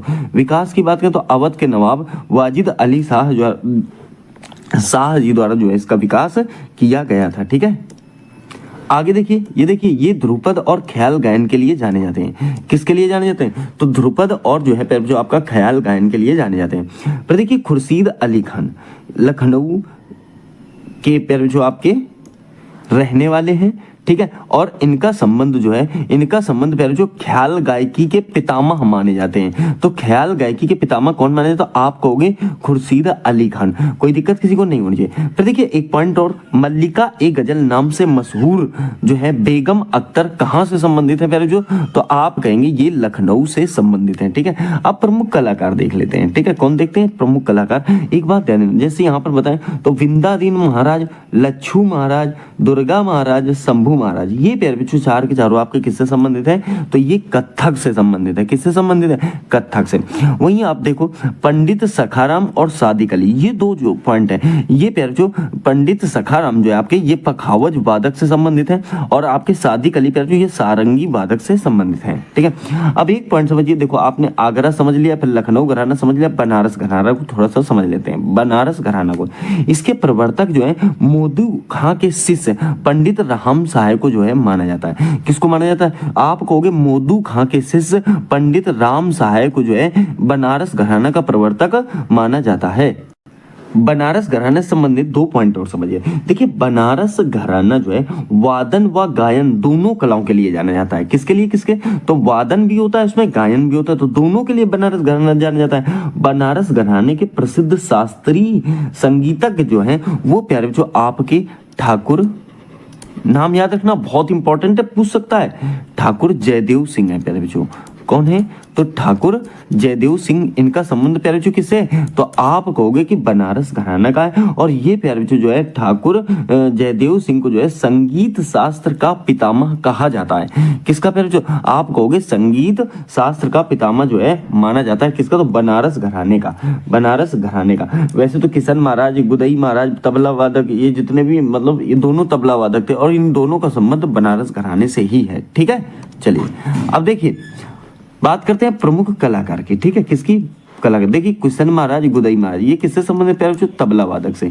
बिस्मिल्लाह खां सहनाई वादक से हैं। ठीक है, हरि प्रसाद चौरसिया प्यारे, ये चौरसिया गलत लिख गया थोड़ा सा, हाँ चौरसिया, ये बांसुरी वादक हैं। सही है। फिर आगे बात करेंगे तो गिरजा देवी, सिद्धेश्वरी देवी, ये प्यारे जो ठुमरी गायिका है। कहाँ? कौन सी गायिका है? ठुमरी। फिर देखिए छोटी मैना, बड़ी मैना और स्कूलन बाई, ये प्यारे जो ठुमरी टप्पा की गायिका है। किसकी? ठुमरी और टप्पा की गायिका है। तो कोई दिक्कत नहीं होनी चाहिए किसी को। अब एक बात समझ लो, उत्तर प्रदेश के प्रमुख लोकगीत एवं प्रचलित क्षेत्र, जैसे देखो एक तो यहाँ पर देखना आपका पूर्वांचल की बात करें। किसकी? पूर्वांचल की। तो जैसे कजरी है, पूर्वांचल में क्या है प्यारे बच्चों? कजरी है। दूसरा प्यारे बच्चों आप कहोगे कि झूमर है। झूमर पूर्वांचल क्षेत्र में क्या क्या प्रसिद्ध है? तो कजरी हो गया, झूमर हो गया प्यारे बच्चों। दूसरा विरहा, ये पूर्वांचल के लोग जो है इन चीजों को बहुत ज्यादा इंटरेस्ट लेते हैं। दूसरा एक होता है चैता, और इसी में एक मात्रा लगा दो तो एक हो जाएगा चैती। तो चैता और चैती दोनों प्रसिद्ध हैं। एक होता है प्यारे जो दादरा, तो ये कहाँ के हैं? तो ये आपके पूर्वांचल क्षेत्र के। ब्रज क्षेत्र की बात करें तो जैसे आपने सुना होगा रसिया, ठीक है, आए गए रसिया बागन में। ठीक है, तो रसिया हो गया। फिर देखिए प्यारे जो होरी, और जब होरी होती है तो वहीं पर ये लोग क्या करते हैं? फाग गाते हैं। क्या गाते हैं? फाग। फिर देखिए लांगुरिया, आपने खूब सुना होगा। ठीक है, लांगुरिया शब्द, तो ये भी कहाँ से संबंधित है? ब्रज से ही संबंधित है। ठीक है, फिर देखिए मल्हार है, मल्हार ये भी प्यारे जो आपका ब्रज से ही संबंधित है। ये रसिया, होरी, फाग, लांगुरिया, मल्हार ये सारे आपके ब्रज से संबंधित है। अवध की बात करें प्यारे जो अवध की, तो देखिए आपने सुना होगा सोहर। क्या सुना होगा? सोहर।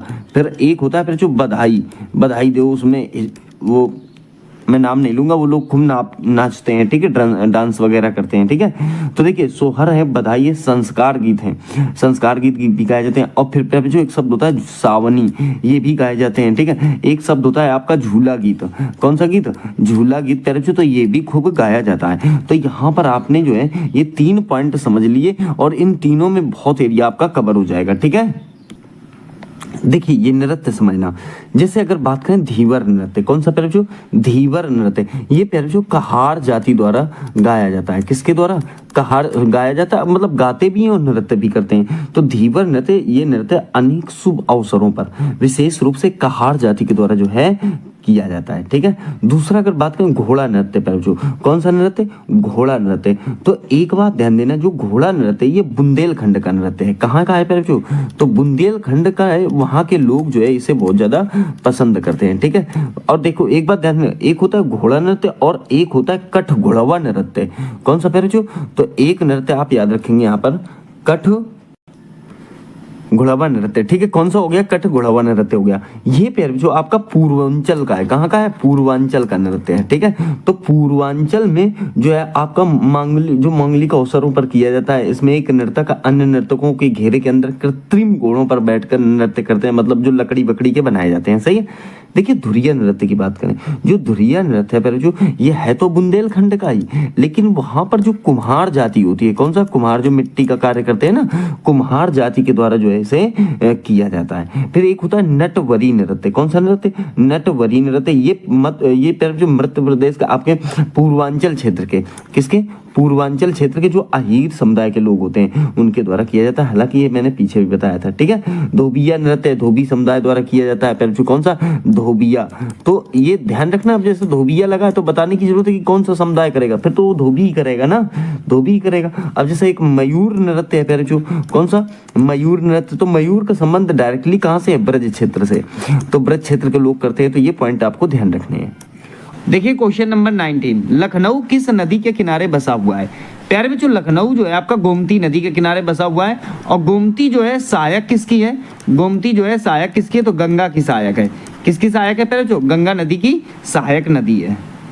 और अब जल्दी से समझ लेते हैं प्यारे बच्चों उत्तर प्रदेश की नदियां, ठीक है। किसे, उत्तर प्रदेश की नदियां। सबसे पहले बात करेंगे हम गंगा नदी की।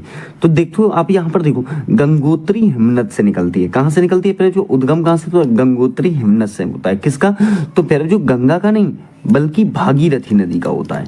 किस नदी का, भागीरथी नदी का उद्गम होता है। कहाँ से, तो आप कहोगे गंगोत्री ग्लेशियर से होता है। गंगा तो ये हरिद्वार में नाम पड़ता है इसका, वहां से तो भागीरथी के नाम से एक धारा निकलती है, ठीक है, गंगोत्री ग्लेशियर से, ठीक है। तो ये पॉइंट आपको याद रखनी है। तो वहां से गंगा नहीं गंगोत्री निकलती है। अन्य नाम प्यारे बच्चों गंगा के जैसे पद्मा है, जानवी है, सुरसरी है, देव नदी है, भागीरथी है, तो ये सब गंगा के पर्यायवाची रूप में काम करेंगे, ठीक है। उद्गम स्थल प्यारे बच्चों तो गंगोत्री हिमनद हो गया। कहाँ से, तो उत्तराखंड राज्य के गोमुख के निकट गंगोत्री ग्लेशियर से जो है उद्गम होता है।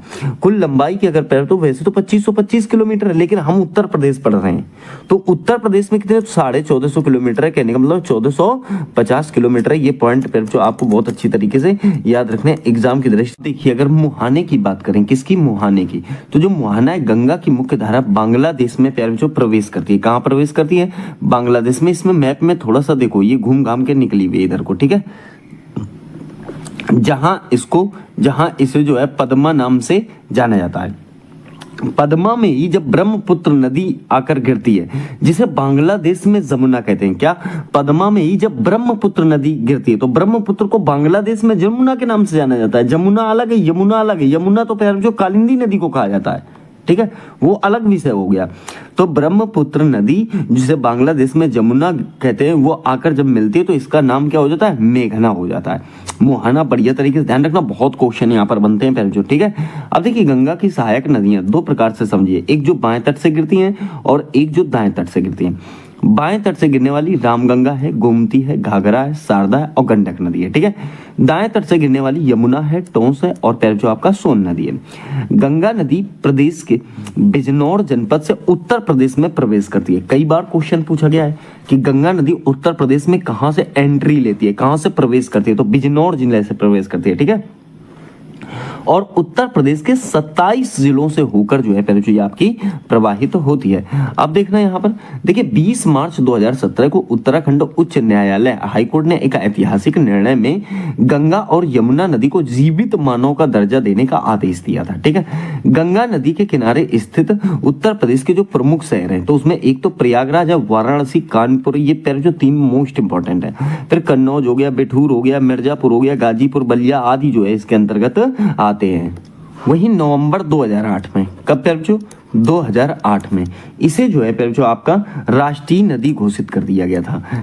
राष्ट्रीय नदी किसे, तो गंगा को ही राष्ट्रीय नदी घोषित कर दिया गया। और मीठे पानी वाली दुर्लभ डॉल्फिन, कौन प्यारे बच्चों, डॉल्फिन, डॉल्फिन तो मीठे पानी वाली दुर्लभ डॉल्फिन इसी नदी में पाई जाती है। और भारत की राष्ट्रीय जलीय जीव प्यारे जो इसे डॉल्फिन को भारत का राष्ट्रीय जलीय जीव 2009 में घोषित किया गया था। गंगा नदी में प्रदूषण के नियंत्रण पर कंट्रोल करने के लिए, इसकी सफाई के लिए 2014 में प्यारे बच्चों 2014 में एक योजना शुरू की गई जिसका नाम दिया गया नमामि गंगे। ठीक है, नमामि गंगे नाम की एक परियोजना प्रारंभ की गई। गंगा नदी के जल में प्यारे जो बैक्टीरियोफेज नामक विषाणु पाया जाता है जो जीवाणुओं व अन्य हानिकारक सूक्ष्म जीवों को जीवित नहीं रहने देता। इसीलिए प्यारे जो इसमें जो है कभी भी कितने भी दिन ये पानी क्यों ना रखा रहे, क्यों, क्योंकि इसमें बैक्टीरियोफेज नामक जो है जीवाणु है तो उसमें कीड़े नहीं पड़ने देता। ये क्वालिटी है प्यारे बच्चों। ठीक है, ये क्वालिटी गंगा नदी के पानी में। ठीक है, आ जाओ दूसरी गंगा देख लेते हैं हम, रामगंगा नदी। ठीक है, रामगंगा नदी को स्टडी करेंगे अब। उद्गम स्थल पौड़ी गढ़वाल की पहाड़ियों से निकलती है प्यारे बच्चों, उत्तराखंड से ही निकलती है। ठीक है, मोहाना, कन्नौज, इत्र नगरी के निकट जो है गंगा नदी में। ठीक है, तो ये भी आपको याद रखना, मिल जाती है उसमें। शिवालिक श्रेणी को पार करते हुए नैनीताल से बहते हुए जिम कॉर्बेट उद्यान उत्तर प्रदेश में नजीबाबाद के समीप जो है ये मैदान में एंट्री लेती हैं। तो ये एंट्री भी आपको उत्तर प्रदेश की याद रखनी है। ठीक है, मैदानी यात्रा के 24 किलोमीटर के उपरांत कोह नदी इसमें जो है मिल जाती है। ठीक है, तो ये रामगंगा का इंपॉर्टेंट पॉइंट उत्तर प्रदेश की दृष्टि से आप याद रखना। दूसरी बात करें गोमती नदी, गोमती नदी तो देखिए इसका उद्गम स्थल फुलहर झील, पीलीभीत जिला। मोस्ट इंपॉर्टेंट पॉइंट है, कहां से होता है प्यारे जो, फुलहर झील पीलीभीत जिला से होता है। ये प्यारे जो मैदान से ही हो जाता है इसका उद्गम। ठीक है, मोहाना गाजीपुर के समीप कैथी नामक स्थान पर गंगा में ये प्यारे जो मिल जाती है। ठीक है, गोमती नदी के तट पर स्थित शहर कौन सा, लखनऊ व जौनपुर। सई नदी इसकी प्रमुख जो है सहायक नदी है। ठीक है, दूसरा नाम प्यारे बच्चों, दूसरा घाघरा। ठीक है, घाघरा नदी उद्गम स्थल मानसरोवर झील के निकट मापचाचुंग हिमनद, तिब्बत के पठार से जो है इसका रिलीजन है, मतलब निकलती है वहां से, रिलीज होती है। ठीक है, मोहाना की बात करें तो बिहार में छपरा के समीप गंगा नदी में प्यारे बच्चों इसकी एंट्री हो जाती है। ठीक है, सहायक नदियां सरयू, शारदा, राप्ती, छोटी गंडक ये है प्यारे बच्चों आपकी घाघरा की सहायक नदियां।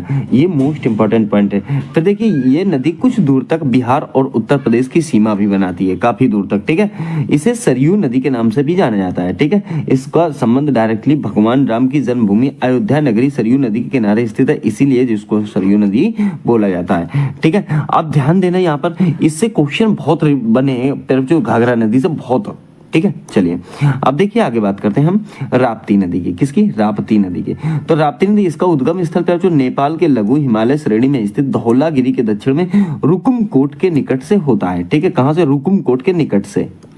फिर देखिए मोहाना देवरिया के बरहज नामक स्थान पर घाघरा नदी जो है इस पे मिलती है। ठीक है, फिर देखिए गोरखपुर राप्ती के किनारे स्थित है। गोरखपुर किसके किनारे स्थित है, राप्ती नदी के किनारे स्थित है। और रोहिणी जो है जो इसकी मुख्य सहायक नदी है, किसकी, तो राप्ती नदी की। राप्ती की एक उत्तरी मुख्य शाखा जो है बूढ़ी गंडक कहलाती है। जो उत्तरी मुख्य शाखा जो है जो उसको किस नाम से जाना जाता है, तो बूढ़ी गंडक के नाम से जाना जाता है। फिर बात करेंगे जो हम चंबल नदी की। किसकी, चंबल नदी। उद्गम स्थल ओरिजिन कहाँ है इसका प्यारे, तो आप कहोगे मध्य प्रदेश के इंदौर जिले के मऊ स्थित जानापाव पहाड़ी से होता है। कहां से, तो मध्य प्रदेश के इंदौर जिले के मऊ स्थित जानापाव पहाड़ी से इसका उद्गम होता है। वहीं इसके मुहाने की बात करें तो मुरादगंज के पास इटावा से लगभग 40 किलोमीटर की दूरी पर यमुना नदी से प्यारे बच्चों ये आपकी मिल जाती है। कौन सी, तो चंबल। ठीक है, एक नदी प्यारे बच्चों और है जिसका नाम है बेतवा। क्या नाम है प्यारे बच्चों, बेतवा। तो बेतवा नदी है जो इसका पैर जो उद्गम होता है, उद्गम जो होता है ये मध्य प्रदेश से होता है। कहाँ से होता है? मध्य प्रदेश से। और जिला कौन सा है पैर तो आप कहोगे रायसेन जिला। ठीक है, तो आप कहोगे बेतवा का उद्गम कहाँ से होता है, तो आप कहोगे मध्य प्रदेश के रायसेन जिला। और ये पैर जो जिला है और गांव अगर पूछता है तो कुमारा गांव से होता है। ठीक है, कुमारा गांव से। और ये पैर जो आपका एक हमीरपुर पड़ता है। ठीक है, हमीरपुर के पास जो है पैर जो ये आपकी यमुना नदी में मिल जाती है। तो निकलती कहाँ से? तो मध्य प्रदेश के रायसेन जिला से। कौन सा गांव है? तो पैर जो कुमारा गांव है। और किसमें जो है ये मिलती है आगे? तो यहाँ पर जो है आपका एक स्थान पड़ता है हमीरपुर। हमीरपुर में जो है यमुना जो है बेतवा से मिल जाती है। बिल्कुल आप ये समझ लो जैसे ये हमीरपुर ऐसे बसा हुआ है। ठीक है, हमीरपुर ऐसे बसा हुआ है। तो इस साइड से पैर जो निकल रही है कौन सी? यमुना। और इसके इस साइड से पैर जो आपकी निकल रही है बेतवा, वो ऐसे आकर यहाँ पर पैर जो आपकी यमुना में गिर जाती है। ठीक है, इस जगह। तो ये मुहाना है पैर जो, तो इसीलिए इसको हमीरपुर मुहाना बोला गया है। अब एक बात ध्यान देना, एक बात ये भी आपको पैर जो ध्यान देनी है कि जो यमुना नदी है उसमें एक तो बेतवा हो गई, एक केन हो गई, ऐसी बहुत सारी नदियां आकर मिलती हैं। ठीक है, तो यमुना की सहायक नदी है पैर जो ये आपकी बेतवा। दो छोटी छोटी सी नदियां और समझ लेना, एक पैर जो टोंस नदी है। कौन सी? एक टोंस। ठीक है, टोंस नदी की अगर बात करें, टोंस नदी की अगर बात करें पैर जो, तो ये इसका उद्गम कहाँ से? कैमूर की पहाड़ी। कहाँ से पैर जो? आप कहोगे कैमूर की पहाड़ी। ठीक है, कैमूर की पहाड़ी से उद्गम है। और कैमूर की पहाड़ी के पैर जो में स्थित मैहर के निकट तमसा कुंड एक स्थान है। कौन सा? तो तमसा कुंड। तमसा कुंड, कैमूर की पहाड़ी तमसा कुंड से निकलती है पहले जो। और इसका मुहाना के तो प्रयागराज के निकट जो है पहले जो ये गंगा में मिल जाती है। प्रयागराज के निकट गंगा में मिलती है, ये भी ध्यान रखना। एक है पहले जो आपकी सोन नदी। एक कौन सी है? सोन नदी। सोन की बात करें तो ये अमरकंटक की पहाड़ी से निकलती है। कहाँ से निकलती है? तो आप कहोगे अमरकंटक की पहाड़ी से निकलती है। और अमरकंटक की पहाड़ी पहले जो कहाँ पड़ती है? तो ये मध्य प्रदेश में। और एक बात याद रखना, ये भी सोन कुंड नामक स्थान से जो है निकलती है। और मुहाना पहले जो इसका कहाँ है? तो पटना में। मुहाना कहाँ है? आप कहोगे सर पटना के पश्चिम में आरा के निकट गंगा नदी से मिल जाती है। ठीक है, किससे मिलती है? सोन नदी। तो आरा के निकट, पटना में कहाँ? पटना के पश्चिम में आरा के निकट गंगा नदी मिल जाती है। और सोन की पैर जो सहायक नदियों की अगर बात करें तो जैसे इसमें जो है बनास है, गोपद है, रिहंद है, ये इसकी सहायक नदियां हैं। और इस नदी को प्यारे जो सबसे बड़ी बात यह है कि स्वर्ण नदी के नाम से जाना जाता है। ठीक है, स्वर्ण नदी के नाम से इसे जाना जाता है। तो ये पॉइंट प्यारे जो आपके उत्तर प्रदेश की नदियों से संबंधित है। ठीक है, चलिए प्यारे बच्चों बात करेंगे यूपी की प्रमुख योजनाओं की। 2026 के अकॉर्डिंग बात करेंगे प्यारे बच्चों। ठीक है, रानी लक्ष्मीबाई स्कूटी योजना, ये प्यारे बच्चों 2025 में सरकार द्वारा चलाई गई, योगी आदित्यनाथ ने इसका शुभारंभ किया था। ठीक है, शुरुआत आप समझ ही गए होंगे कि 2025-26 के बजट से हुई। उद्देश्य कॉलेज जाने वाले मेधावी छात्राओं को, मतलब लड़कियों को है। ठीक है, क्योंकि नाम ही है उसका रानी लक्ष्मीबाई। ठीक है, तो लड़कियों को मुफ्त स्कूटी प्रदान करना ताकि उच्च शिक्षा में परिवहन की बाधा जो है दूर हो सके, बच्चियों को दिक्कत ना पड़े। बजट में 400 करोड़ रुपए का प्रावधान रखा गया, ये पहली योजना हो गई। ठीक है, ज्योतिबा फूले श्रमिक कन्यादान योजना, इसकी शुरुआत भी प्यारे बच्चों 2025 में हुई। उद्देश्य श्रम विभाग में जितने भी पंजीकृत श्रमिक हैं उनकी बेटियों के विवाह के लिए जो है वित्तीय सहायता सरकार द्वारा प्रदान की जाएगी। इसमें सजातीय विवाह करने पर, कौन सा विवाह करने पर? सजातीय विवाह करने पर 55,000 और अंतर जातीय विवाह करने पर 61,000 रुपए। ठीक है, 61,000 रुपए मिलेगा। ठीक है, पर देखिए बजट 2027 के अनुसार है, मान लो 26-27 के अनुसार है। ठीक है, 2026-27 के अनुसार रखा गया है। ठीक है, चलिए आगे आइए। देखिए सरदार वल्लभ भाई पटेल रोजगार एवं औद्योगिक क्षेत्र योजना। ठीक है, इसकी घोषणा हुई थी मार्च 2026 में, तो ये 2026-27 के बजट में है। ठीक है, उद्देश्य जो है बच्चों राज्य में औद्योगिक विकास को बढ़ावा देना और बड़े पैमाने पर रोजगार सृजन के लिए नए औद्योगिक हब विकसित करना। ठीक है, इसके लिए 575 करोड़ रुपए का जो है आवंटन किया गया है। आप इसका बजट भी दिमाग में रखना। ठीक है, टेक युवा समर्थ युवा योजना, तो ये जो है पहले जो इसकी घोषणा जो हुई थी वो मार्च 2026 में हुई थी। AI मिशन के तहत इसकी घोषणा की गई थी। ठीक है, उद्देश्य की बात करें पहले तो राज्य के युवाओं को आर्टिफिशियल इंटेलिजेंस AI और उभरती हुई तकनीकी या इमर्जिंग टेक्नोलॉजी में ट्रेनिंग देना ताकि वे वैश्विक स्तर पर रोजगार प्राप्त कर सकें। ठीक है, तो इसमें जो है AI से संबंधित एक मिशन होगा, ये आपको याद रखना है। मुख्यमंत्री अभ्युदय योजना, ठीक है, इसकी अगर बात करें तो प्रारंभ 15 फरवरी 2021 को हुआ था और प्यारे बच्चों ये जो है बसंत पंचमी के दिन इसकी शुरुआत हुई थी।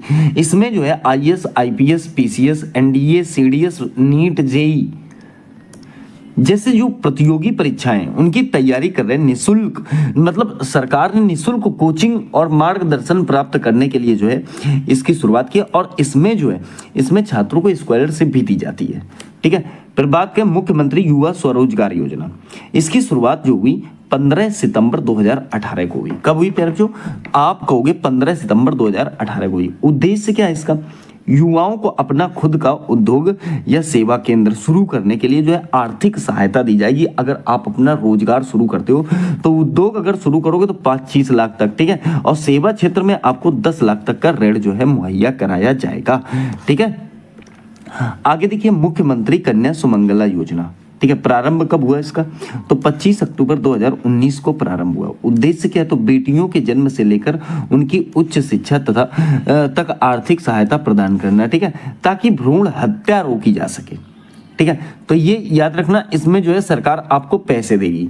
ठीक है, जैसे लोगों को लगता है कि यार लड़की पैदा होगी तो वो उसका वध करवा देते हैं, हॉस्पिटल में ही मरवा देते हैं, जिसे लिखा होगा, आपने देखा होगा कि भ्रूण लिंग जांच परीक्षण अपराध है। ठीक है, तो ऐसे अस्पतालों में लिखा होता है ना, तो उसी को कंट्रोल करने के लिए सरकार ने जो योजना चलाई, हत्या रोकी बालिका शिक्षा को बढ़ावा दिया जाएगा। इसमें जो है हाल ही में इसकी राशि बढ़ाकर प्यारे बच्चों 25,000 कर दी गई है, जो पहले 15,000 थी। तो ये प्यारे बच्चों अलग अलग रूप में दी जाती है। ठीक है, जन्म के समय कुछ और, 5वीं में कुछ और, 10वीं में कुछ और, ऐसे करके ग्रेजुएशन के लिए कुछ और राशि प्रदान की जाती है। मुख्यमंत्री सामूहिक विवाह योजना, इसकी शुरुआत जो है अक्टूबर 2017 में की गई थी। उद्देश्य जो है गरीबी रेखा से नीचे बीपीएल जीवन यापन करने वाले परिवारों की बेटियों की जो है शादी कराना।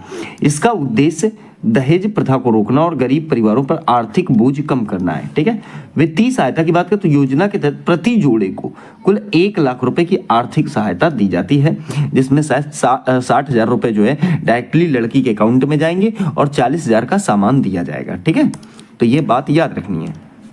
फिर देखिए यूपी मुफ्त टेबलेट स्मार्टफोन योजना। ठीक है, यहाँ पर देख रहे हैं आप, तो आधिकारिक नाम पे जो स्वामी विवेकानंद युवा सशक्तिकरण योजना है इसका। लेकिन प्रारंभ की अगर बात करें तो 25 दिसंबर 2021 को अटल बिहारी वाजपेयी की जयंती पर। ठीक है, बात करें तो शुरुआत इसकी मुख्यमंत्री योगी आदित्यनाथ द्वारा हुई। इकाना स्टेडियम लखनऊ से इसकी शुरुआत हुई थी। और बात करें तो उद्देश्य राज्य के युवाओं को डिजिटल रूप से सशक्त बनाना है। तो ये कब शुरू हुई? तो प्यारे बच्चों ये शुरू हुई आपकी 2021 में। सन बहुत पूछता है। ठीक है, मुख्यमंत्री युवा उद्यमी विकास अभियान। ठीक है, औपचारिक रूप से 24 जनवरी 2025 उत्तर प्रदेश दिवस के दिन मुख्यमंत्री योगी आदित्यनाथ के द्वारा जो है इसे लॉन्च किया गया था। ठीक है, अब इसका उद्देश्य क्या है? तो उद्देश्य है युवाओं को एमएसएमई अर्थात सूक्ष्म लघु और मध्यम उद्यम क्षेत्र में उद्यमी बनाने के लिए जो है उसे प्रोत्साहन देना। ठीक है, योजना के तहत सरकार 5 लाख रुपए तक की परियोजनाओं के लिए ब्याज मुक्त ऋण जो है प्रदान करेगी और प्रति वर्ष 1 लाख युवा उद्यमियों को तैयार करने का लक्ष्य है। ठीक है, लक्ष्य की बात करें तो सरकार का लक्ष्य अगले 10 वर्षों में 10 लाख युवाओं को उद्यमी बनाना है, जिसके तहत हर साल 1 लाख युवाओं को लाभान्वित किया जाएगा। प्यारे बच्चों, भारत में नहीं, उत्तर प्रदेश की बात करूं अगर मैं, तो उत्तर प्रदेश की ही योजनाएं आप पढ़ के ये कहोगे कि यार हमारा देश, हमारा राज्य तो बहुत ज्यादा अमीर हो जाएगा। हाँ, बात ठीक है। एक्चुअल में होता तो सब कुछ वैसा ही है। योगी आदित्यनाथ बजट भी देते हैं, लेकिन जो नीचे कुकुरमुत्ते टाइप के आदमी बैठे होते हैं, जिनका पेट उनकी सैलरी से नहीं भरता, तो वो इन योजनाओं में भी लंका लगाने को बैठ जाते हैं। ऊपर से प्यारे बच्चों अगर 500 करोड़ रुपए पास हो गया ना, ऊपर से किसी चीज के लिए 500 करोड़, तो नीचे आते आते ससुरा 5 करोड़ ही बचता है।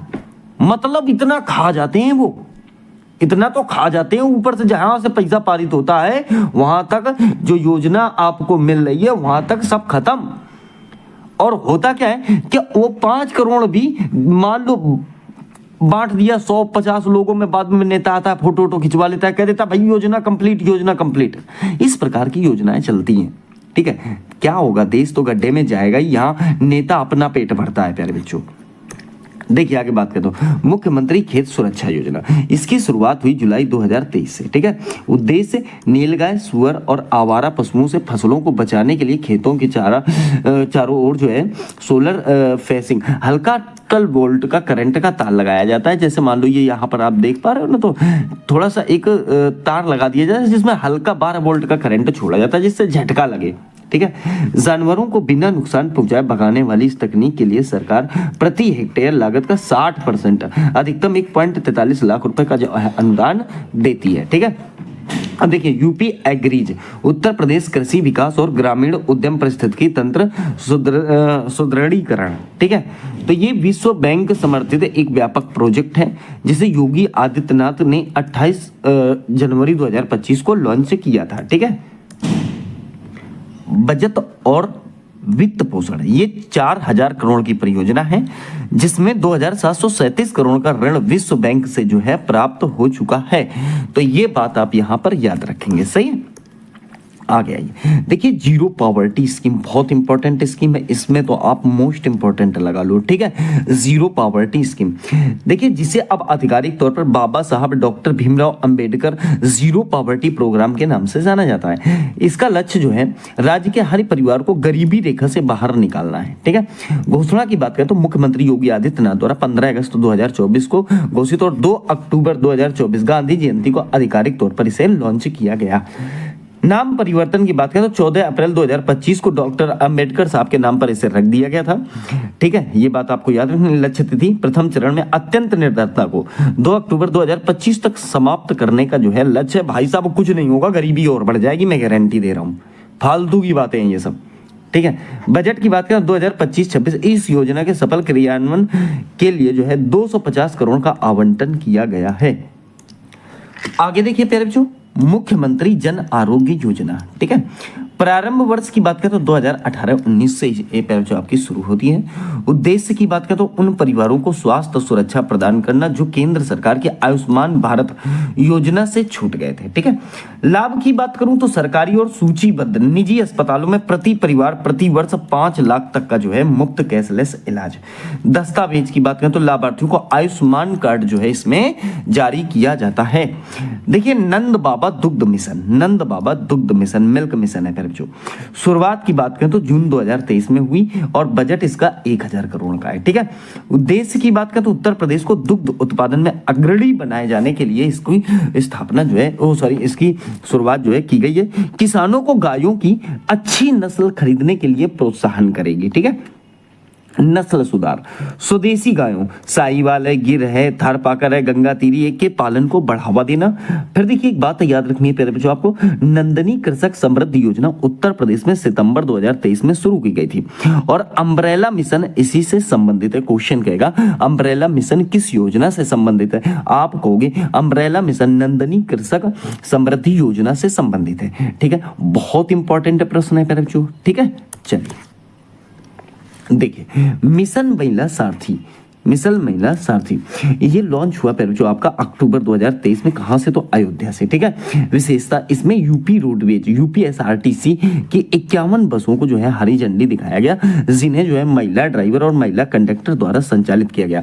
प्यारे भी जो आप उत्तर प्रदेश में जो भर्तियां वगैरह निकलती हैं उसमें अच्छी खासी मात्रा में ये समझ लो महिलाओं की भर्ती निकलती है, खासकर बसों वगैरह में, ठीक है। तो ये बात याद रखना, मिशन महिला सारथी योजना बसों से संबंधित है और अक्टूबर 2023 में इसे शुरू किया गया था। अटल आवासीय विद्यालय, देखिए अगर इसकी बात करो शुभारंभ इसका सितंबर 2023 में हमारे माननीय जो प्रधानमंत्री हैं मोदी जी द्वारा वाराणसी में उद्घाटन इसका किया गया था। और विवरण की बात करो तो राज्य के सभी 18 मंडलों में जो है श्रमिकों के बच्चों के लिए जो है मुफ्त आवासीय शिक्षा की व्यवस्था की गई। 6 से 12 तक इसका स्ट्रक्चर देख लो पर जो बड़ा शानदार जो है व्यवस्था की गई है। ये ऐसे कार्य करेगा जैसे आपने नवोदय का नाम सुना होगा, सैनिक स्कूल का नाम सुना होगा, ऐसे पर जो ये कार्य करेगा, ठीक है। आ जाओ पंचामृत योजना, पंचामृत योजना की बात करें तो इसे लॉन्च किया गया था अगस्त 2022 में।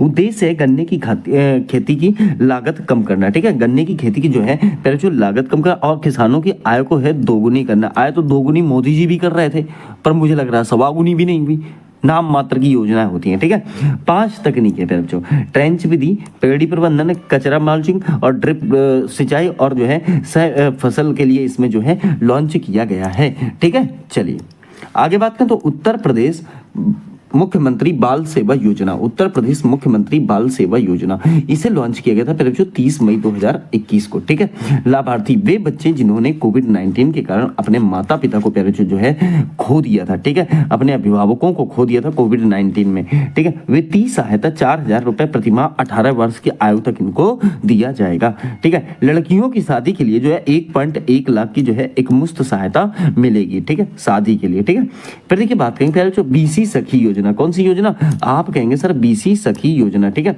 बीसी सखी योजना जो है इसकी शुरुआत 22 मई 2020 में की गई थी प्यारे बच्चों, और इसका एक मुख्य काम जो रहता है वो ये रहता है कि ग्रामीण क्षेत्र में घर घर जाकर जो है बैंकिंग सुविधाएं प्रदान कराना। ठीक है, पैसे जमा कराना, निकालना, उपलब्ध कराना, ये सारी चीजें जो है बीसी सखी के अंतर्गत आती है। ठीक है, इसमें जो है महिलाओं को बैंकिंग कॉरेस्पोंडेंट को रोजगार जो है दिया गया था उसके तहत। ठीक है, आ जाओ आगे। देखिए मित्र वन पहल, मित्र वन पहल। ठीक है, इसकी शुरुआत जो आपकी हुई जुलाई 2024 में, और इसका काम क्या तो वृक्षारोपण जन अभियान के तहत इसकी शुरुआत जो है पहले जो की गई थी, अर्थात वृक्ष लगाए जाएंगे। उद्देश्य क्या था? उत्तर प्रदेश और नेपाल की सीमा पर विशेष मित्र वन जो है स्थापित करना, अर्थात बहुत वनों को उजागर करना है। 2024 में कुल 35 करोड़ पौधे लगाने का लक्ष्य रखा गया है। याद रखना पहले जो कितने, तो 35 करोड़ पौधों को लगाने का इसमें लक्ष्य रखा गया था। फिर देखिए बात करेंगे मुखबिर योजना। पहले जो मुखबिर योजना है, जो मुखबिर योजना है ये आपकी जो है बच्चियों से संबंधित है। किससे संबंधित है? बच्चियों से संबंधित बहुत अच्छी योजना है। ठीक है, प्रारंभ अगर बात करें तो ये योजना 24 जून 2017 को मुख्यमंत्री योगी आदित्यनाथ द्वारा जो है लॉन्च की गई थी। ठीक है, और अगर बात करें तो कानूनी आधार क्या, ये योजना पीसीपी एनडीटी अधिनियम 1994 के तहत जो है लागू किया गया। गर्भधारण पूर्व और प्रसव पूर्व निदान तकनीकी अधिनियम के सख्त क्रियान्वयन के लिए जो है शुरू की गई थी। इसमें जो है आपको, इसमें जो है पहले जो अगर कोई अस्पताल में या कोई कहीं भी अगर प्रसव पीड़ा खत्म करता है या कुछ करता है, उसकी जानकारी आप देते हो तो डायरेक्टली 2 लाख का इनाम है। इनाम जरूर याद रखना। ठीक है, कि भाई ऐसा उस अस्पताल में ये गलत काम हो रहा है तो डायरेक्टली बताने वाले को 2 लाख का इनाम है। आप ये समझ लो कि उस अस्पताल में जो है लिंग परीक्षण किया जाता है या उस अस्पताल में गर्भ नष्ट किया जाता है, तो ये समझ लो कि अगर आप बता देते हो तो आपको 2 लाख रुपए जो है दिया जाएगा। मैंने क्या कहा, मुख्य लक्ष्य क्या है? अवैध रूप से लिंग परीक्षण करने वाले अल्ट्रासाउंड सेंटरों और नर्सिंग होम का पता लगाकर जो है उन्हें दंडित किया जाएगा। और मुखबिर को प्यारे बच्चों कितना रुपया दिया जाएगा? तो मुखबिर को 2 लाख रुपया दिया जाएगा।